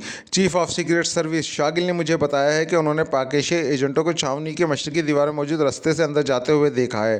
जनरल भूपिंदर ने कहा। मशरकी दीवार में रास्ता? ये आप क्या कह रहे हैं? ये रास्ता तो पहले ही सील किया जा चुका है और ये कैसे मुमकिन है कि पाकेशियाई एजेंट लेबॉर्ट्री में दाखिल हो सकें? इमरान ने कहा। चीफ शागिल से बात करें, जनरल भूपिंदर ने कहा। हेलो, शागिल बोल रहा हूँ, चीफ ऑफ सीक्रेट सर्विस। जी फरमाइए, इमरान ने मुंह बनाते हुए कहा। आप हमसे छुपा रहे हैं या फिर आप डॉक्टर प्रताप नहीं बोल रहे, बल्कि आपकी जगह वो पाकेशियाई एजेंट इमरान बोल रहा है। मैंने उन्हें खुद अंदर जाते हुए देखा है। मैं इस वक्त हेलीकॉप्टर में नीम बेहोशी की हालत में मौजूद था। दूसरी तरफ से शागिल ने चीखते हुए कहा। फिर आप उन्हें रोक लेते। आप तो सीक्रेट सर्विस के चीफ हैं। बहरहाल वो यहाँ मौजूद नहीं हैं। इमरान ने कहा, आप गलत कह रहे हैं। आप फ़ौरन लेबॉर्ट्री का मेन गेट ओपन करें, हम अंदर आकर खुद चेकिंग करेंगे। दूसरी तरफ से शागिल ने हल्क के बल चीखते हुए कहा, मैं डॉक्टर प्रताप हूँ, समझे। आइंदा मुझे शाउट करने की कोशिश न करना। जब मैंने कह दिया यहाँ एजेंट नहीं है तो फिर नहीं है, और मेन गेट सील्ड है, और वो जब तक काम मुकम्मल ना हो जाए मेन गेट नहीं खुल सकता। इमरान ने तेज़ लहजे में कहा, और उसके साथ ही उसने रिसीवर रख दिया। मैंने कहा था तुम्हें कि शागिल को अंदर ले आते हैं या उसे गोली मार देते हैं। अब भुगतो। केबिन के दरवाजे पर मौजूद तनवीर ने कहा, इस डॉक्टर को ऑफ कर दो। इमरान ने इसकी बात का जवाब देने के बजाय कहा तो तनवीर ने बिजली की तेज़ी से जेब से मशीनी पिस्टल निकाला और दूसरे इले में तड़तड़ाहट की आवाज़ के साथ डॉक्टर प्रताप के हलक से निकलने वाली चीखों से गूंज उठा। वो ज़मीन पर गिरकर चलने में तड़पा, फिर साकित हो गया। अब यहाँ से बाहर कैसे जाएंगे? बाहर तो पूरी फौज होगी, जूलिया ने परेशान लहजे में कहा। शागिल हमें निकलने का रास्ता देगा। पहले उन्हें लेबॉर्ट्री का मेन गेट ओपन करने की कोशिश कर लेने दो, जिसे मैंने सबसे पहले सील किया है। इमरान ने कहा, क्या, किस तरह? जूलिया ने चौंक कर पूछा। केबिन में जो मशीन मौजूद है उससे, इमरान ने कहा, और जूलिया ने इस बात में सर हिला दिया। उसी लम्हे सफदर वापस आ गया। इमरान साहब, यहाँ एक स्टोर में मैंने तलाश कर लिया है जो लेबॉर्ट्री के इंतहाई मगरबी कोने में। जाहिर है अगर मशरक़ी कोना दीवार के साथ है तो मगरबी कोना छावनी के तकरीबन साइड पर होगा, और मैंने वहाँ डबल क्रॉस लगा दिया है, सफदर ने कहा। तो इमरान ने इस बात में सर हिला दिया। उसी लम्हे फ़ोन की घंटी एक बार फिर बज उठी। यस, इमरान ने रिसीवर उठाकर कहा, मैं जनरल भूपिंदर बोल रहा हूँ। मैं आपकी बात प्राइम मिनिस्टर से करवाता हूँ डॉक्टर प्रताप। दूसरी तरफ से कहा गया, कौन डॉक्टर प्रताप? मैं अली इमरान बोल रहा हूँ। डॉक्टर प्रताप और उसके साथी साइंसदान सब यहाँ बेहोश पड़े हुए हैं। इमरान ने इस बार अपने असल लहजे में कहा। क्या क्या? कौन हो तुम? क्या मतलब? क्या तुम पाकिस्तानी एजेंट हो? दूसरी तरफ से हलक के बल चीखते हुए कहा गया। हाँ, मुझे फ़ख्र है मैं पाकिस्तानी होने पर, और ये भी सुन लो कि हमने इस पूरी लेबॉर्ट्री और छावनी को ब्लास्ट करने का इंतज़ाम कर लिया है। अगर तुम ऐसा नहीं चाहते तो शागिल से मेरी बात कराओ, अभी और इसी वक्त। इमरान ने इंतहाई सर्द लहजे में कहा। शागिल बोल रहा हूँ। क्या तुम इमरान बोल रहे हो? चंद लम्हों बाद दूसरी तरफ से शागिल की आवाज़ सुनाई दी। शागिल, मेरी बात गौर से सुन लो। मैं अगर चाहता तो वहीं मिलिट्री हेडक्वार्टर में ही तुम्हें कर्नल मुकेश और कर्नल देशमुख के साथ ही गोली मारकर हलाक कर देता, और अगर चाहता तो तुम्हें अपने साथ लेबॉर्ट्री में ले आता। लेकिन मुझे मालूम था तुम इन फौजियों से ज़्यादा समझदार हो, इसलिए अगर तुम चाहते हो कि ये इंतहाई कीमती लेबॉर्ट्री और छावनी और इसमें मौजूद हज़ारों फौजी जिंदा बच जाएं तो हमें यहाँ से निकलने का रास्ता मुहैया करो। इसके बाद तुमसे जो हो सके कर लेना, हम तुम्हारा हाथ नहीं रोकेंगे। इमरान ने कहा, तुम बचकर तो नहीं जा सकते, और ना ही लेबॉर्ट्री में कोई ऐसा असला मौजूद है जिससे तुम ब्लास्ट कर सको। शागिल ने तेज़ लहजे में कहा। उसे छोड़ो, ये हमारा काम है, तुम अपनी बात करो, हाँ या ना में जवाब दो। इमरान ने इंतहाई संजीदा लहजे में कहा। ठीक है, मैं बात करके तुम्हें दोबारा फ़ोन करता हूँ। शागिल ने चलने में खामोश रहने के बाद कहा, और उसके साथ ही राब्ता ख़त्म हो गया। इमरान ने मुस्कुराते हुए रिसीवर रख दिया। इमरान साहब, वो लेबॉर्ट्री और छावनी को तबाही कबूल कर लेंगे लेकिन हमें नहीं छोड़ेंगे, सफदर ने कहा। मिशन और मुल्क के लिए कुर्बानियाँ तो देनी ही पड़ती हैं, अगर हम भी कुर्बानी दे दें तो कौन सी नई बात है, इमरान ने मुस्कुराते हुए कहा। और चंद लम्हों बाद फ़ोन की घंटी बज उठी तो इमरान ने उठाकर रिसीवर उठा लिया। अली इमरान बोल रहा हूँ, इमरान ने बड़े इत्मीनान भरे लहजे में कहा। शागिल बोल रहा हूँ। प्राइम मिनिस्टर साहब ने मेरी कोशिश के बावजूद तुम्हें ज़िंदा बाहर आने की इजाज़त नहीं दी, इसलिए अब तुम जो चाहे कर लो। तुम किसी सूरत ज़िंदा बचकर नहीं जा सकते। अलबत्ता मैं अपने खुसूसी इख्तियारात इस्तेमाल करते हुए तुम्हें और तुम्हारे साथियों को बचा सकता हूँ, अगर तुम अपने आप को हमारे हवाले कर दो तो, वरना नहीं। शागिल ने कहा, अगर तुम वाकई बेबस हो चुके हो तो भी छावनी से निकल जाओ, मैं तुम्हें इंतहाई खुलूस से यही मशवरा दे सकता हूँ, इमरान ने कहा, और उसके साथ ही उसने रिसीवर रख दिया। अब क्या होगा? सफदर ने होठ चबाते हुए कहा। घबरा क्यों रहे हो? तुम सुपर एजेंट हो, सुपर एजेंट घबराया नहीं करते। हमने हर सूरत में रास्ता बनाना है, इमरान ने कहा, और उसके साथ ही उसने मशीन की तरफ बढ़ गया जिसके ज़रिए उसने रास्ते को सील किया था। उसने जाकर उस मशीन को ऑपरेट करना शुरू कर दिया। थोड़ी देर बाद उसने मशीन को ऑफ़ किया और वापस आ गया। वो डिचार्जर मुझे दो, डबल क्रॉस ब्लास्टर का, इमरान ने कहा। तो सफदर ने जेब से एक रिमोट कंट्रोल नुमा आला निकालकर इमरान की तरफ बढ़ा दिया। इमरान ने वो आला लेकर इसे एक बार देखा और फिर जेब में डाल लिया। मैंने मशरक़ी दीवार वाला रास्ता ओपन कर दिया है जहाँ से हम अंदर दाखिल हुए थे, अब हमने वहीं से बाहर निकलना है, इमरान ने संजीदा लहजे में कहा। लेकिन इमरान साहब, बाहर तो पूरी फ़ौज मैदान में मौजूद होगी और हेलीकॉप्टर भी मौजूद होंगे। हम तो घेरे में आए हुए हिरनों की तरह मारे जाएंगे। कैप्टन शकील ने कहा, मैं बाहर निकलते ही ब्लास्टर फायर कर दूंगा। अगर तो असले कोई डिपो साथ फट गया तो यहाँ क़यामत खेज़ तबाही शुरू हो जाएगी और ऐसी सूरत में हर कोई अपनी जान बचाने की कोशिश करेगा और इस तरह हमें निकलने का चांस मिल सकता है। इमरान ने कहा, इमरान साहब, अगर हम फ़ौज को अपनी गिरफ्तारी दे दें तो ये हमें फ़ौरन गोली नहीं मारेंगे। जूलिया ने कहा, नहीं, ये मुमकिन नहीं, ऐसा हो ही नहीं सकता। हम लड़ते हुए तो मर सकते हैं लेकिन दुश्मन फ़ौज के सामने हथियार नहीं डाल सकते। यकलक तनवीर ने गुर्राते हुए कहा, असल मसला उस प्लांटिंग प्लायर का है। उन्होंने सबसे पहले तलाशी लेकर उसे निकाल लेना है और इसके बाद इसका मिलना माहौल हो जाएगा। इमरान ने कहा। उसी लम्हे फ़ोन की घंटी एक बार फिर बज उठी तो इमरान ने हाथ बढ़ाकर रिसीवर उठा लिया। यस, अली इमरान बोल रहा हूँ। इमरान ने इन हालात में अपने मखसूस शाइस्ता और मुतमईन लहजे में कहा। शागल बोल रहा हूँ। सुनो, मैंने बड़ी मुश्किल से प्राइम मिनिस्टर और जनरल भूपिंदर को रजामंद किया है, इसलिए तुम लेबॉर्ट्री का मेन गेट खोलकर बाहर आ जाओ। मैं ज़माना देता हूँ कि तुम्हें कुछ नहीं कहा जाएगा। शागिल ने कहा, मुझे ना तुम्हारे मुल्क के प्राइम मिनिस्टर पर एतमाद है और ना ही तुम्हारे जनरल भूपिंदर पर। अगर मुझे एतमाद है तो सिर्फ तुम पर, इसलिए तुम ऐसा करो, एक गनशिप हेलीकॉप्टर लेकर छावनी की मशरकी दीवार के करीब पहुंच जाओ जहां से रास्ता नमदार हुआ था। उसके बाद तुम हेलीकॉप्टर से उतरकर दीवार के करीब पहुंच जाना। यहाँ ऐसी मशीनरी मौजूद है जिससे हम तुम्हें और हेलीकॉप्टर को चेक कर लेंगे। अगर हेलीकॉप्टर खाली हुआ और इधर उधर छुपे हुए फौजी नज़र ना आए तो हम रास्ता खोल कर बाहर हेलीकॉप्टर में बैठ जाएंगे। इसके बाद हमारे साथ जो होगा हमें कोई परवाह नहीं। इमरान ने कहा, मुझे बताओ, क्या तुमने वो आला हासिल कर लिया जो तुम लेने आए थे? शागिल ने कहा, यही तो असल मसला है। डॉक्टर प्रताप ने बताया कि सिर्फ ये मशहूर किया गया है कि आला यहाँ लेबॉर्ट्री में भेजा गया है, वरना वो यहाँ नहीं भेजा गया। और चूँकि मैं सच और झूठ को फ़ौरन पहचान लेता हूँ, इसलिए मुझे इस बात पर यकीन आ गया कि वो वाकई सच बोल रहा है। इमरान ने कहा, ठीक है, तुम जैसा कहोगे हम वैसा ही करेंगे, लेकिन तुम्हें बहरहाल गिरफ्तारी देना होगी। शागिल ने कहा, एक शर्त पर गिरफ्तारी दे सकता हूँ, ये गिरफ्तारी तुम करो और हमें फ़ौज के हवाले ना किया जाए। इमरान ने कहा, ऐसा ही होगा, और ये सुन लो कि मेरा वादा है कि मैं तुम्हें बचा लूँगा, चाहे मुझे प्राइम मिनिस्टर साहब के पैर ही क्यों ना पकड़ने पड़ें। शागिल ने बेहद खुलूस भरे लहजे में कहा तो इमरान बेख्तियार मुस्कुरा दिया। दोस्ती में भरोसा इसी का नाम है। तुम हेलीकॉप्टर लेकर वहाँ पहुँचो, हम स्क्रीन पर तुम्हें चेक कर रहे हैं, इमरान ने कहा और उसके साथ ही उसने रिसीवर रख दिया। देखा हमारा कितना हमदर्द है चीफ शागिल, इमरान ने रिसीवर रखकर मुस्कुराते हुए कहा। वो पूरी फ़ौज को चढ़ा लाएगा और फिर हेलीकॉप्टर को मिसाइलों से उड़ाया जा सकता है। सफदर ने कहा, तुमने उसे बता देना था कि हम आला हासिल कर चुके हैं, फिर वो हमें इस अंदाज में हलाक न करता जिस तरह अब करेगा। जूलिया ने कहा, तो फिर मामला बेहद बिगड़ जाते। अब भी तुम फिक्र ना करो, शागिल हमारे साथ होगा और जब हम ये आला भी हासिल नहीं कर सके तो शागिल की वजह से हमारे हेलीकॉप्टर फ़िज़ा में तबाह नहीं किया जाएगा, इमरान ने कहा और साथियों ने इस बात में सर हिला दिए। फिर वो उस कमरे में पहुँच गए जहाँ से वो रास्ता बाहर जाता था। इमरान ने दरवाजे की जड़ में उभरी हुई ईंट पर पैर मारा तो रास्ता खुल गया और इमरान ने आगे बढ़कर सर बाहर निकाला और इधर उधर देखा। मैदान वीरान था और दीवार के ऊपर क्या था वो यहाँ से नज़र नहीं आ रहा था। हम बाहर निकलकर दीवार की जड़ में ना लेट जाएं, सफदर ने कहा, ताकि गनशिप हेलीकॉप्टर की फायरिंग से हम वो इत्मीनान से हमें भून डालें।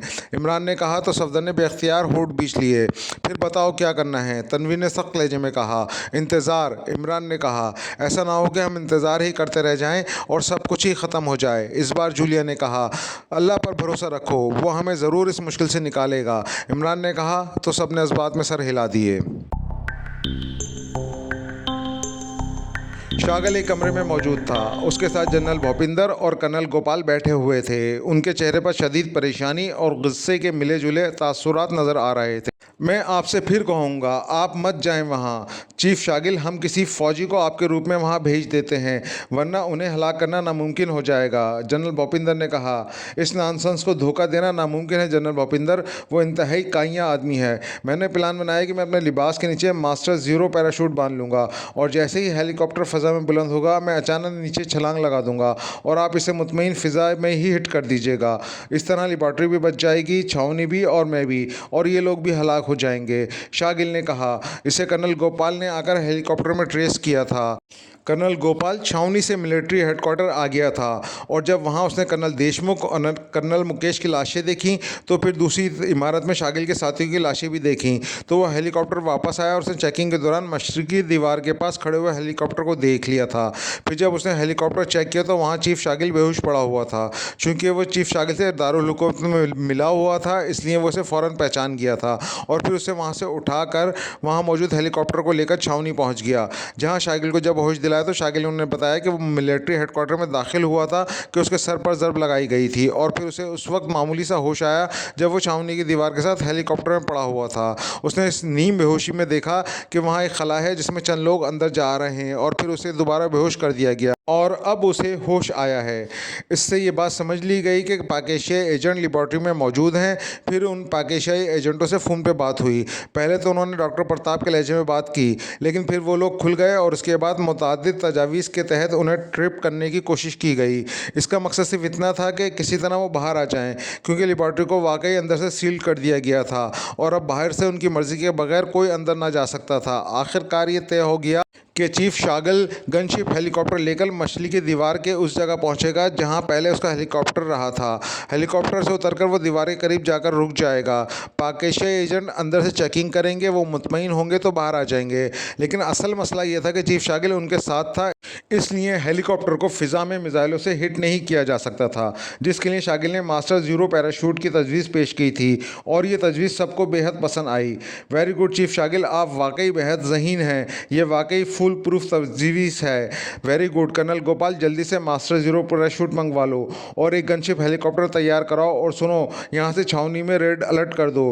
तमाम चेकिंग टावर्स को हिदायत दे दो कि जैसे ही चीफ शागिल हेलीकॉप्टर से नीचे कूदें उस हेलीकॉप्टर पर चारों तरफ से मिसाइल फायर किए जाएं और किसी सूरत भी बचकर नहीं जाना चाहिए। जनरल भूपिंदर ने इंतहाई पुरजोश लहजे में कहा, यस सर, ये तमाम इंतजामात पहले ही कर लिए गए हैं। हत्ता के नज़दीकी एयरफोर्स के अड्डे पर भी हिदायत भिजवा दी गई हैं। वहाँ फाइटर तैयारों का एक पूरा स्क्वाड्रन भी हमारे इक़ामत की तकमील के लिए तैयार रहेगा, कर्नल गोपाल ने कहा और उठकर कमरे से बाहर चला गया। थोड़ी देर बाद वो वापस आया तो उसके हाथ में एक छोटा सा बंडल था। शागिल ने उसके हाथ से बंडल लिया और उठकर अलहदा कमरे की तरफ बढ़ गया। अहम बात यह है कि लेबॉर्ट्री में ऐसा कोई असला नहीं, वरना शायद वो लेबॉर्ट्री ही तबाह कर देते। जनरल भूपिंदर ने कहा, जनाब, मुझे इन लोगों की दिलेरी और हौसले पर हैरत है कि वो किस तरह रुकावटों के बावजूद लेबॉर्ट्री में दाखिल होने में कामयाब हो गए। कर्नल गोपाल ने कहा, हाँ वाकई ये लोग इंतहाई दिलेर और हौसलामंद हैं, लेकिन चूंकि ये हमारे दुश्मन हैं इसलिए मुझे इनकी मौत पर कोई अफसोस नहीं होगा, जनरल भूपिंदर ने कहा। और फिर थोड़ी देर बाद शागिल वापस आया तो उसने लिबास के नीचे मखसूस मास्टर ज़ीरो पैराशूट बांध लिया था जो बाहर से किसी सूरत भी नज़र ना आ सकता था। गनशिप हेलीकॉप्टर तैयार है, शागिल ने जनरल भूपिंदर से कहा। जी आइए, जनरल भूपिंदर ने उठते हुए कहा और उसके उठते ही कर्नल गोपाल भी उठ खड़ा हुआ। थोड़ी देर बाद वो एक तरफ बने हुए मखसूस हेलीपैड पर पहुंच गए जहां 4 गनशिप हेलीकॉप्टर मौजूद थे। आप उसे खुद पायलट करेंगे, जनरल भूपिंदर ने कहा। हाँ, क्योंकि इमरान ने शर्त रखी है कि मैं हेलीकॉप्टर में अकेला आऊँ, वो सिर्फ मेरी ज़ात पर एतमाद करता है, शागिल ने कहा। लेकिन अगर उन्होंने आप ही को पायलट रहने पर मजबूर कर दिया तो फिर आप छलांग ना लगा सकेंगे, जनरल भूपिंदर ने कहा। फिर तो मैं ज़्यादा आसानी से छलांग लगा लूँगा। इसके बाद हेलीकॉप्टर वैसे ही नीचे गिरकर तबाह हो जाएगा और उसे ब्लास्ट भी करने की ज़रूरत नहीं पड़ेगी, शागिल ने कहा। और अगर उन्होंने आपके हाथ बांध दिए तो फिर, जनरल भूपिंदर ने कहा। हाथ खोलना हमारे लिए कोई मसला नहीं होता जनाब, हमने उसके लिए खुसूसी ट्रेनिंग ले रखी है, शागिल ने मुँह बनाते हुए कहा। ठीक है, बहरहाल ये बात तय समझ लें कि हम एक हद तक आपके हेलीकॉप्टर में मौजूदगी बर्दाश्त करेंगे, उसके बाद नहीं। इसके लिए आप जिस कदर मुमकिन हो सके छलांग लगा दें, जनरल भूपिंदर ने कहा। क्या मतलब, क्या वाकई छावनी सरहद पर है, शागिल ने यकलक इंतहाई गुस्सीले लहजे में कहा। सरहद पर नहीं, क्या मतलब, जनरल भूपिंदर ने हैरान होकर कहा। तो फिर किसी हद की बात आपने कैसे कर दी, जनरल भूपिंदर साहब, आप महज एक जनरल हैं जबकि मैं काफिरिस्तान सीक्रेट का चीफ हूँ और मेरा ओहदा प्राइम मिनिस्टर और प्रेसिडेंट के बाद मुल्क का तीसरा बड़ा ओहदा है। मैं चाहूँ तो आपको अपने हुक्म से मुअत्तल कर सकता हूँ, इसलिए आइंदा ऐसे अल्फाज मुँह से ना निकाला करें, शागिल ने इंतहाई गुस्सीले लहजे में कहा। उसका अंदाज़ ऐसा था जैसे इसके सामने जनरल के बजाय बजाय कोई छोटा मुलाजिम हो, हमें आपस में लड़ने के बजाय दुश्मन के खात्मे के लिए मिलकर काम करना चाहिए।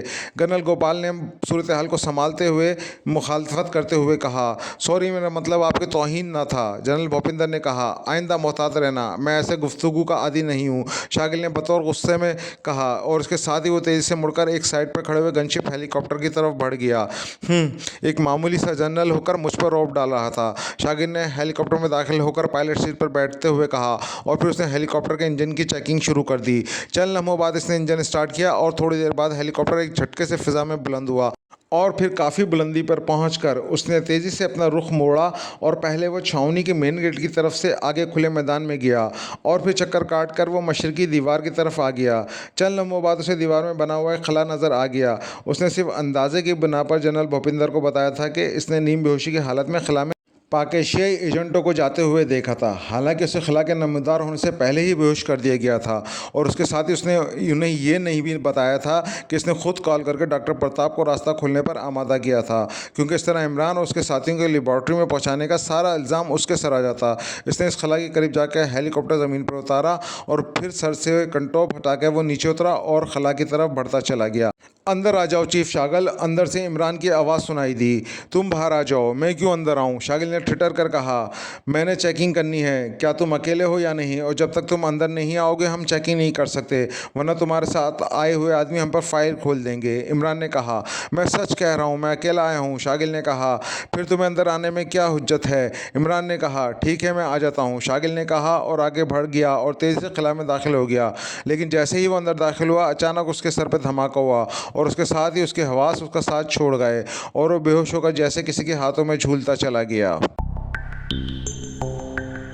इमरान अपने साथियों के साथ बैरूनी खला की साइड पर मौजूद था। उसने एक गमचिट हेलीकॉप्टर को अपनी तरफ आते हुए देख लिया था। सब होशियार हो जाओ, अब हमें हकीकतन आग के समंदर में कूदेंगे, इमरान ने कहा तो सबने इस बात में सर हिला दिया। थोड़ी देर बाद गनशिप हेलीकॉप्टर खला के करीब आकर रुक गया। इमरान ने सामने से चेक कर लिया कि हेलीकॉप्टर में शागिल के अकेला है, लेकिन जब शागिल खला के करीब आया तो उसने उसे अंदर आने का कहा। पहले तो शागिल ने अंदर आने से इनकार कर दिया, लेकिन फिर वो इमरान की बात मानकर अंदर आने पर आमादा हो गया। इमरान ने जेब से मशीन पिस्टल निकालकर हाथ में पकड़ लिया। फिर जैसे ही शागिल अंदर दाखिल हुआ, इमरान का हाथ बिजली की तेज़ी से घूमा और शागिल के हलक से बेख्तियार चीख निकली और वो एक भरपूर ज़रब से ही ढेर हो गया। इससे पहले कि वो गिर जाता, इमरान ने उसे अपने बाजुओं में संभाल लिया और फिर उसे आराम से ज़मीन पर लिटा दिया। इसे उठाकर कंधे पे लादो और चलो, इमरान ने कहा और तेज़ी से आगे बढ़ गया। सफदर ने शागिल को उठाकर कंधे पर लादा और फिर एक एक करके वो सब एक दूसरे के पीछे उस खला से बाहर आए। हेलीकॉप्टर में सवार हो जाओ और उसे अकब में लिटा दो, मैं ये रास्ता बंद कर कर आ रहा हूँ। हेलीकॉप्टर में खुद पायलट करूँगा, इमरान ने कहा और उसके साथ ही वो तेज़ी से अंदर दाखिल हुआ। उसने उस उभरी हुई ईंट पर पैर मारा और उसके साथ ही उसने अकब में छलांग लगा दी और तेज़ी से बंद होते हुए खला से बाहर आ गया। अगर उसे एक लम्हे की भी देर हो जाती तो वह हकीकतन उसमें फंसकर कुचला जा सकता था, लेकिन चूंकि उसे पहले से एहसास था इसलिए वो ज़हनी और जिस्मानी तौर पर इसके लिए तैयार था। यह रास्ता या तो मशीन से खोला जा सकता था या अंदर से उस ईंट की मदद से। बाहर से इसे खोलने या बंद करने का कोई सिस्टम मौजूद न था और वो इस रास्ते को खुला ना रहने देना चाहता था ताकि अंदर मौजूद डबल क्रॉस ब्लास्टर को चेक ना कर लिया जा सके। बाहर निकलकर वो दौड़ता हुआ उस हेलीकॉप्टर की तरफ बढ़ता चला गया। उसके साथ ही सीटों पर बैठ चुके थे, जबकि शागिल अकबी सीट के पिछले एक हिस्से खाली हिस्से में बेहोश पड़ा हुआ था। इमरान साहब, शागिल ने अपने लिबास के नीचे मास्टर ज़ीरो पैराशूट बांधा हुआ है, सफदर ने कहा तो इमरान बेख्तियार चौंक पड़ा। ओहो, इसका मतलब है वो नीचे छलांग लगाने का प्रोग्राम बनाए हुए था। इसका पैराशूट खोल लो, इमरान ने कहा तो सफदर ने पीछे पड़े हुए शागिल की तरफ बढ़ गया। चंद लम्हों बाद ही वो मास्टर ज़ीरो पैराशूट खोल चुका था। इमरान ने हेलीकॉप्टर का इंजन स्टार्ट करने से पहले जीएफ से डबल क्रॉस ब्लास्टर का डिचार्जर निकालकर जूड़िया की तरफ बढ़ा दिया। जैसे ही मैं कहूँ तुमने इसे ऑपरेट कर देना है, इमरान ने इंतहाई संजीदा लहजे में कहा तो चंद लम्हों बाद ही हेलीकॉप्टर एक झटके से फिजा में बुलंद हुआ, लेकिन इमरान ने उसे दीवार से ऊपर ले जाने के बजाय थोड़ा सा ऊपर करके मगरिब की तरफ तेज़ी से बढ़ना शुरू कर दिया। अभी वो थोड़े ही आगे गया था कि अचानक उसने गनशिप हेलीकॉप्टर को बिजली की तेज़ी से साइड पे किया और खौफनाक सीटी की आवाज़ पैदा हुई। एक मिसाइल हेलीकॉप्टर के करीब से निकलकर आगे ज़मीन से टकराया और फट गया।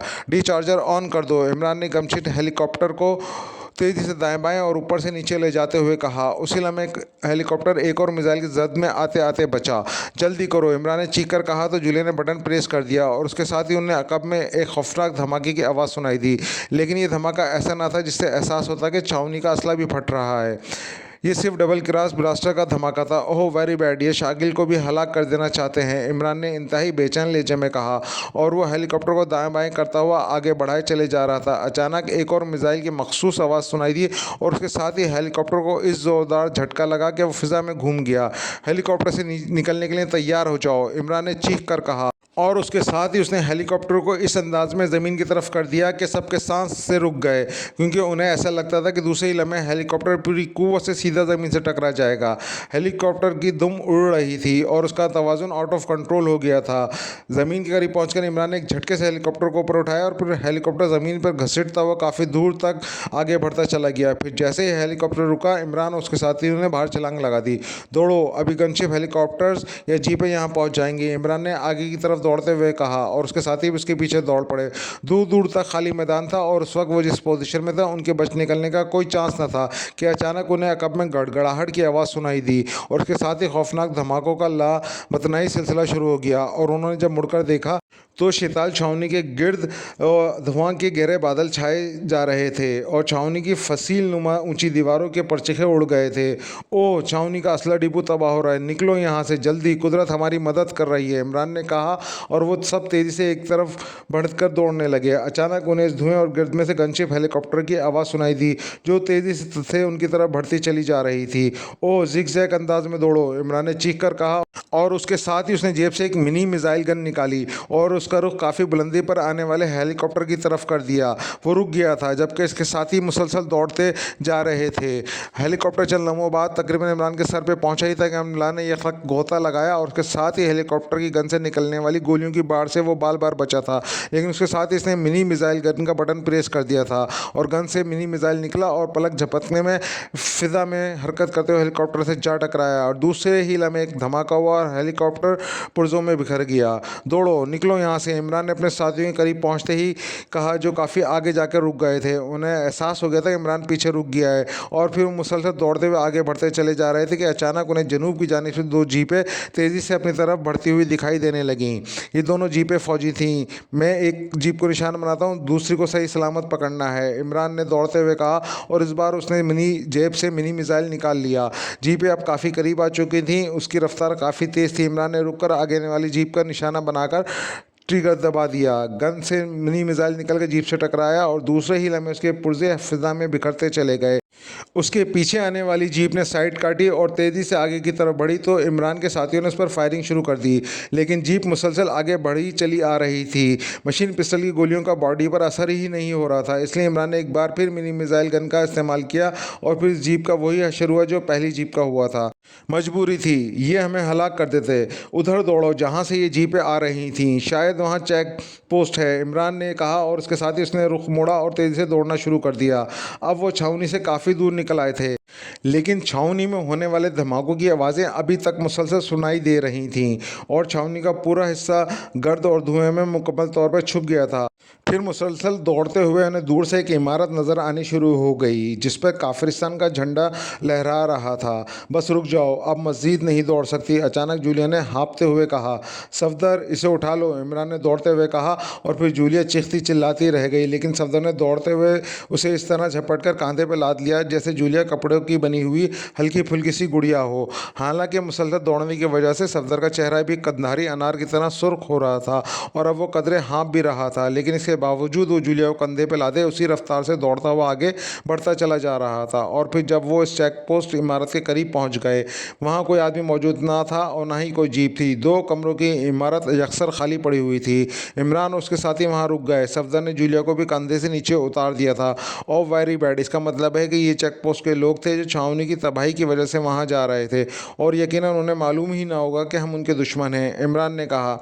इमरान साहब, अगर ये हमें दुश्मन समझते तो लाजमन मशीन गन इस्तेमाल करते। बहरहाल अब तो वो ख़त्म हो चुके हैं और हम भी शायद अब तक इसीलिए ज़िंदा हैं कि छावनी तबाह हो गई है और आपके पास मिनी मिसाइल गन मौजूद थी, सफदर ने कहा। यह गन मैं ऐसे ही हालात के लिए हासिल की थी, बहरहाल अब पैदल आगे बढ़ना होगा, इमरान ने कहा। इमरान साहब, यहाँ इस कमरे के नीचे कोई तहखाना भी है, अचानक कैप्टन शकील ने एक कमरे से आते हुए कहा। तहखाना, इमरान ने चौंक कर कहा और फिर वो तेज़ी से आगे बढ़ गया।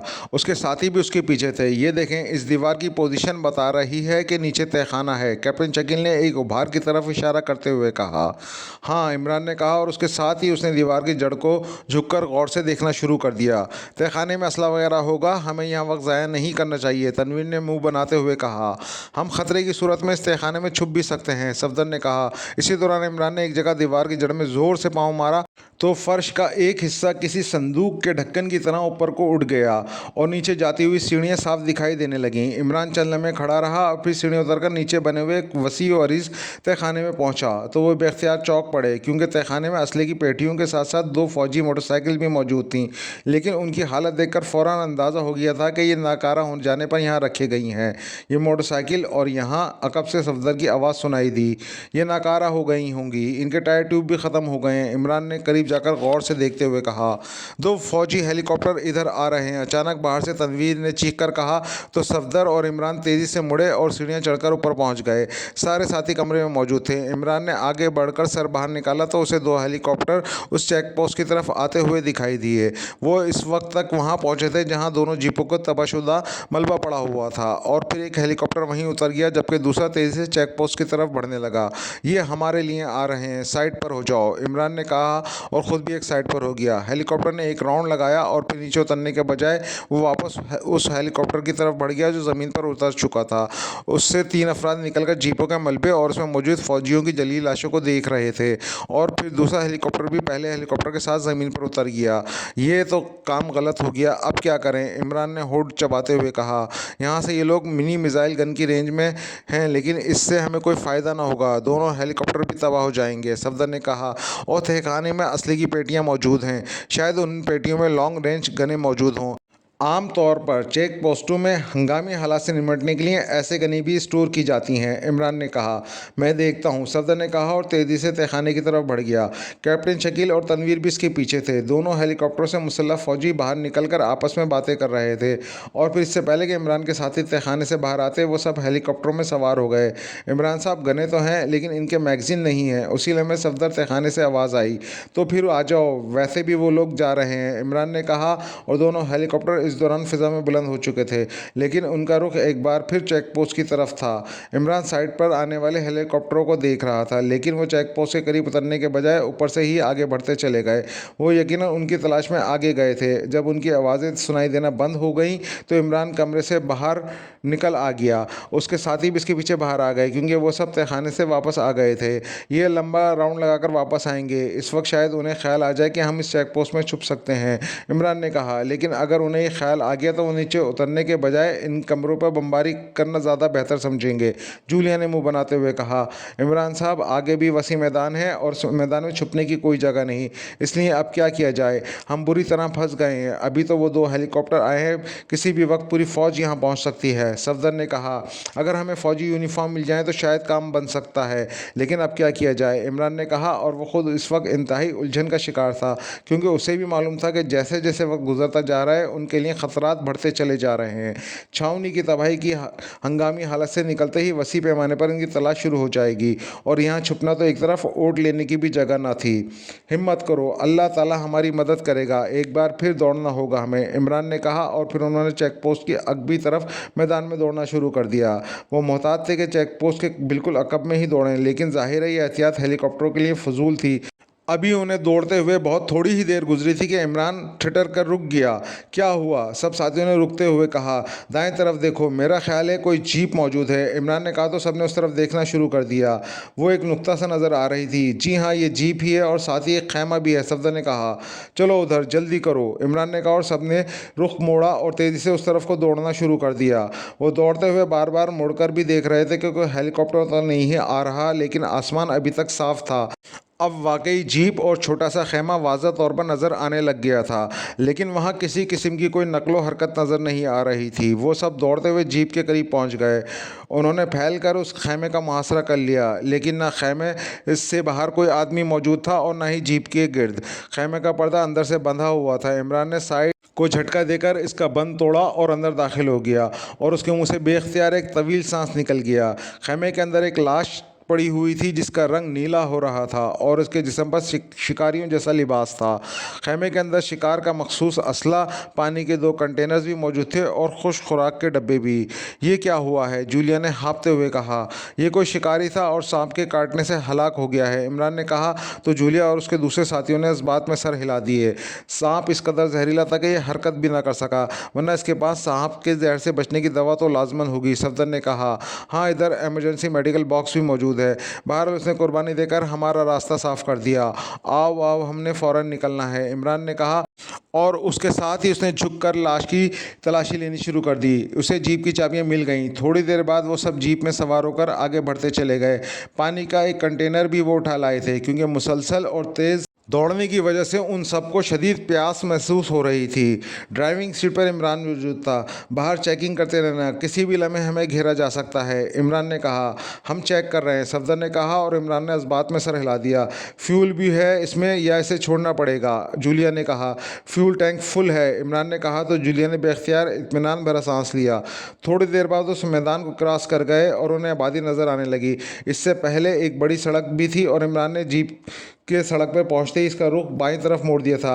इस आबादी में चलो, शायद कोई और बेहतर जरिया मिल जाता, जूलिया ने कहा। नहीं, आम सा गांव है, वहाँ क्या होगा? मैं जल्द से जल्द बड़े शहर या कस्बे में पहुंचना चाहता हूँ, इमरान ने कहा और जूलिया ने इस बात में सर हिला दिया। सड़क पर थोड़ी सी ट्रैफिक भी नज़र आ रही थी। इमरान साहब, एक मुसाफिर बस आ रही है, हमें जीप छोड़कर बस में सवार हो जाना चाहिए, सफदर ने कहा।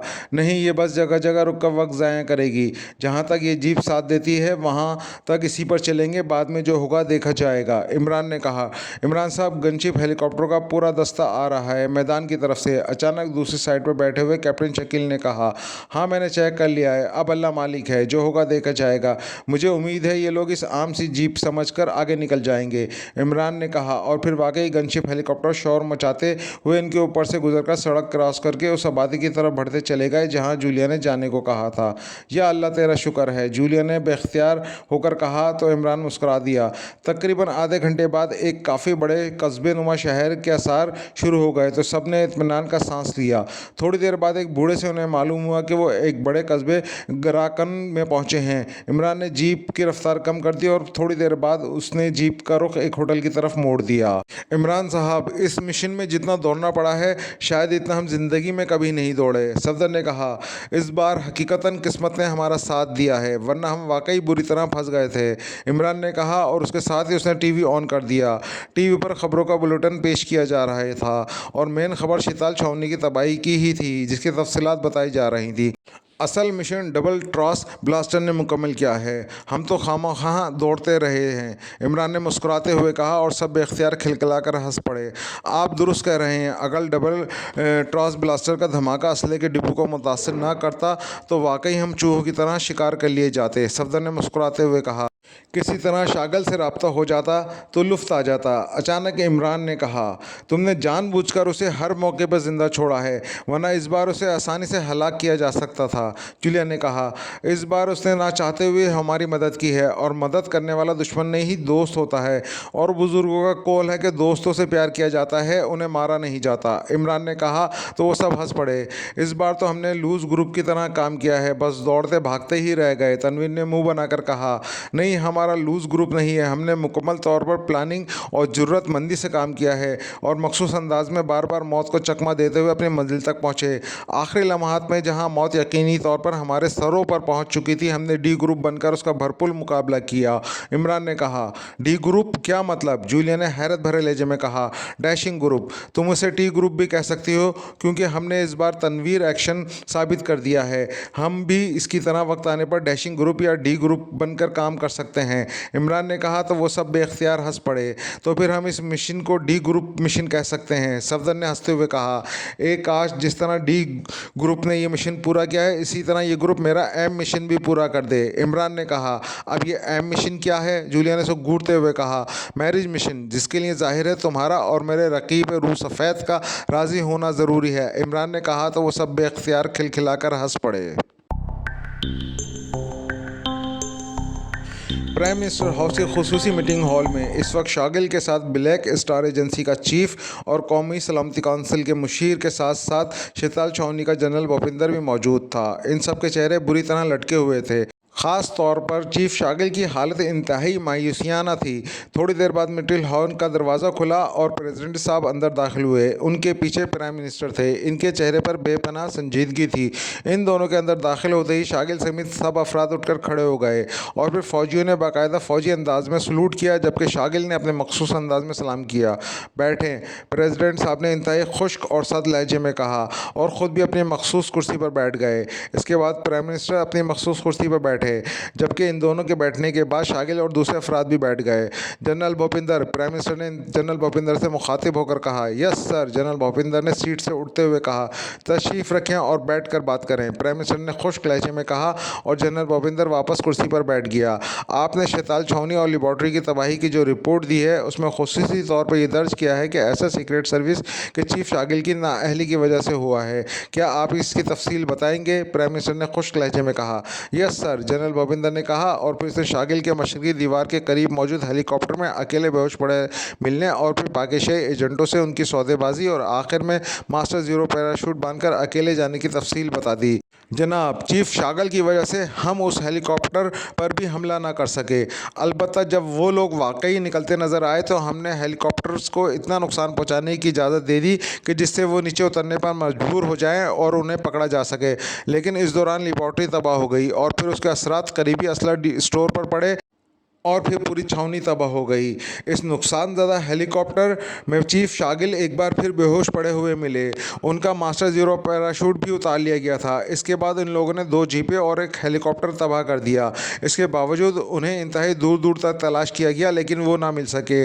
अगर चीफ शागिल साहब इस तरह अकेले उनके साथ ना जाते तो लेबॉर्ट्री में फंस गए थे और किसी सूरत में ज़िंदा बाहर ना निकल सकते थे, और ना ही लेबॉर्ट्री और शैताल छावनी तबाह होती, और ना ही सैकड़ों की तादाद में फ़ौजी अफसर और सिपाही हलाक होते, और ना गनशिप हेलीकॉप्टर और दूसरे हथियार तबाह होते। लेकिन हम इनकी जान बचाने के लिए इसलिए मजबूर थे कि ये सीक्रेट सर्विस के चीफ हैं, जनरल भूपिंदर ने तफसील बताते हुए कहा।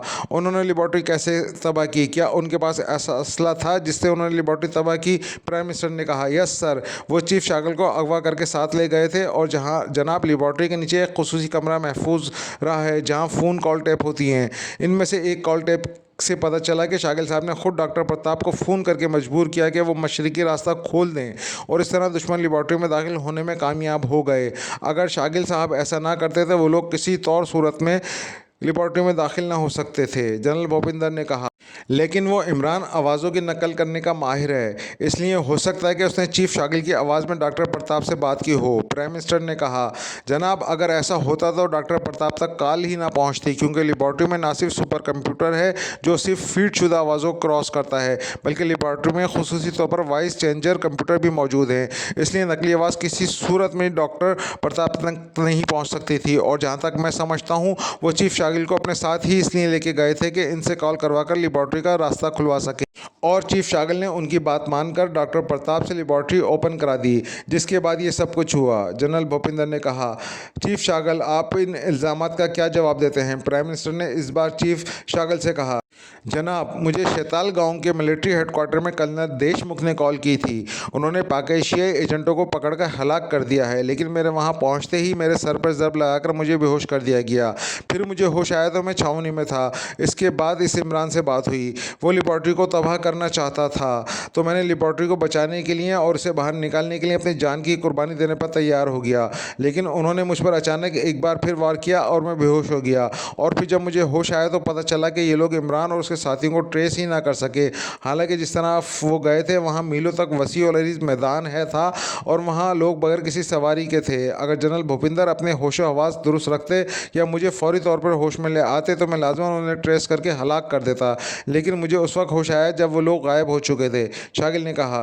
जनरल भूपिंदर, आपने वो टेप अपनी रिपोर्ट के साथ भेजी है? प्राइम मिनिस्टर ने कहा। यस सर, जनरल भूपिंदर ने कहा। चीफ शागिल, मैं आपको बड़े तवील अरसे तक मौके दिए, लेकिन अब मामला अपनी इंतहा को पहुंच चुके हैं, इसलिए आई एम सॉरी। अब इंसाफ होगा, इस बार आपका कोर्ट मार्शल होगा। लेकिन सर, शागिल ने कहना चाहा, नो आर्गूमेंट्स। फिलहाल मैं आपको गिरफ्तार नहीं करा रहा, लेकिन आपके खिलाफ जल्द ही इंक्वायरी बिठाई जाएगी और अगर आपका कसूर साबित हो गया तो फिर आप इस बार सज़ा से नहीं बच सकेंगे। प्रेसिडेंट साहब ने कहा तो शागिल एक तवील सांस लेकर खामोश हो गया। इंक्वायरी कमीशन का सुनकर वो कत्मे मुतमईन हो गया था। वो जानता था इस पर इंक्वायरी कमीशन बिठाया गया तो वो उन्हें आसानी से हैंडल कर लेगा और वक्त मिल जाने की सूरत में वो इंक्वायरी कमीशन के सामने जनरल भूपिंदर और कर्नल गोपाल को ही गलत साबित कर देगा, चाहे इसके लिए से कुछ ही क्यों ना करना पड़े। मौजूद सामीन, इसके साथ ही इमरान सीरीज़ का मशहूर नावल डी ग्रुप यहाँ पे इख्तिताम पसीर हुआ। उम्मीद है आपको नावल पसंद आया होगा। हमारे अगले नावल जल्द ही आपकी खिदमत पेश किए जाएंगे।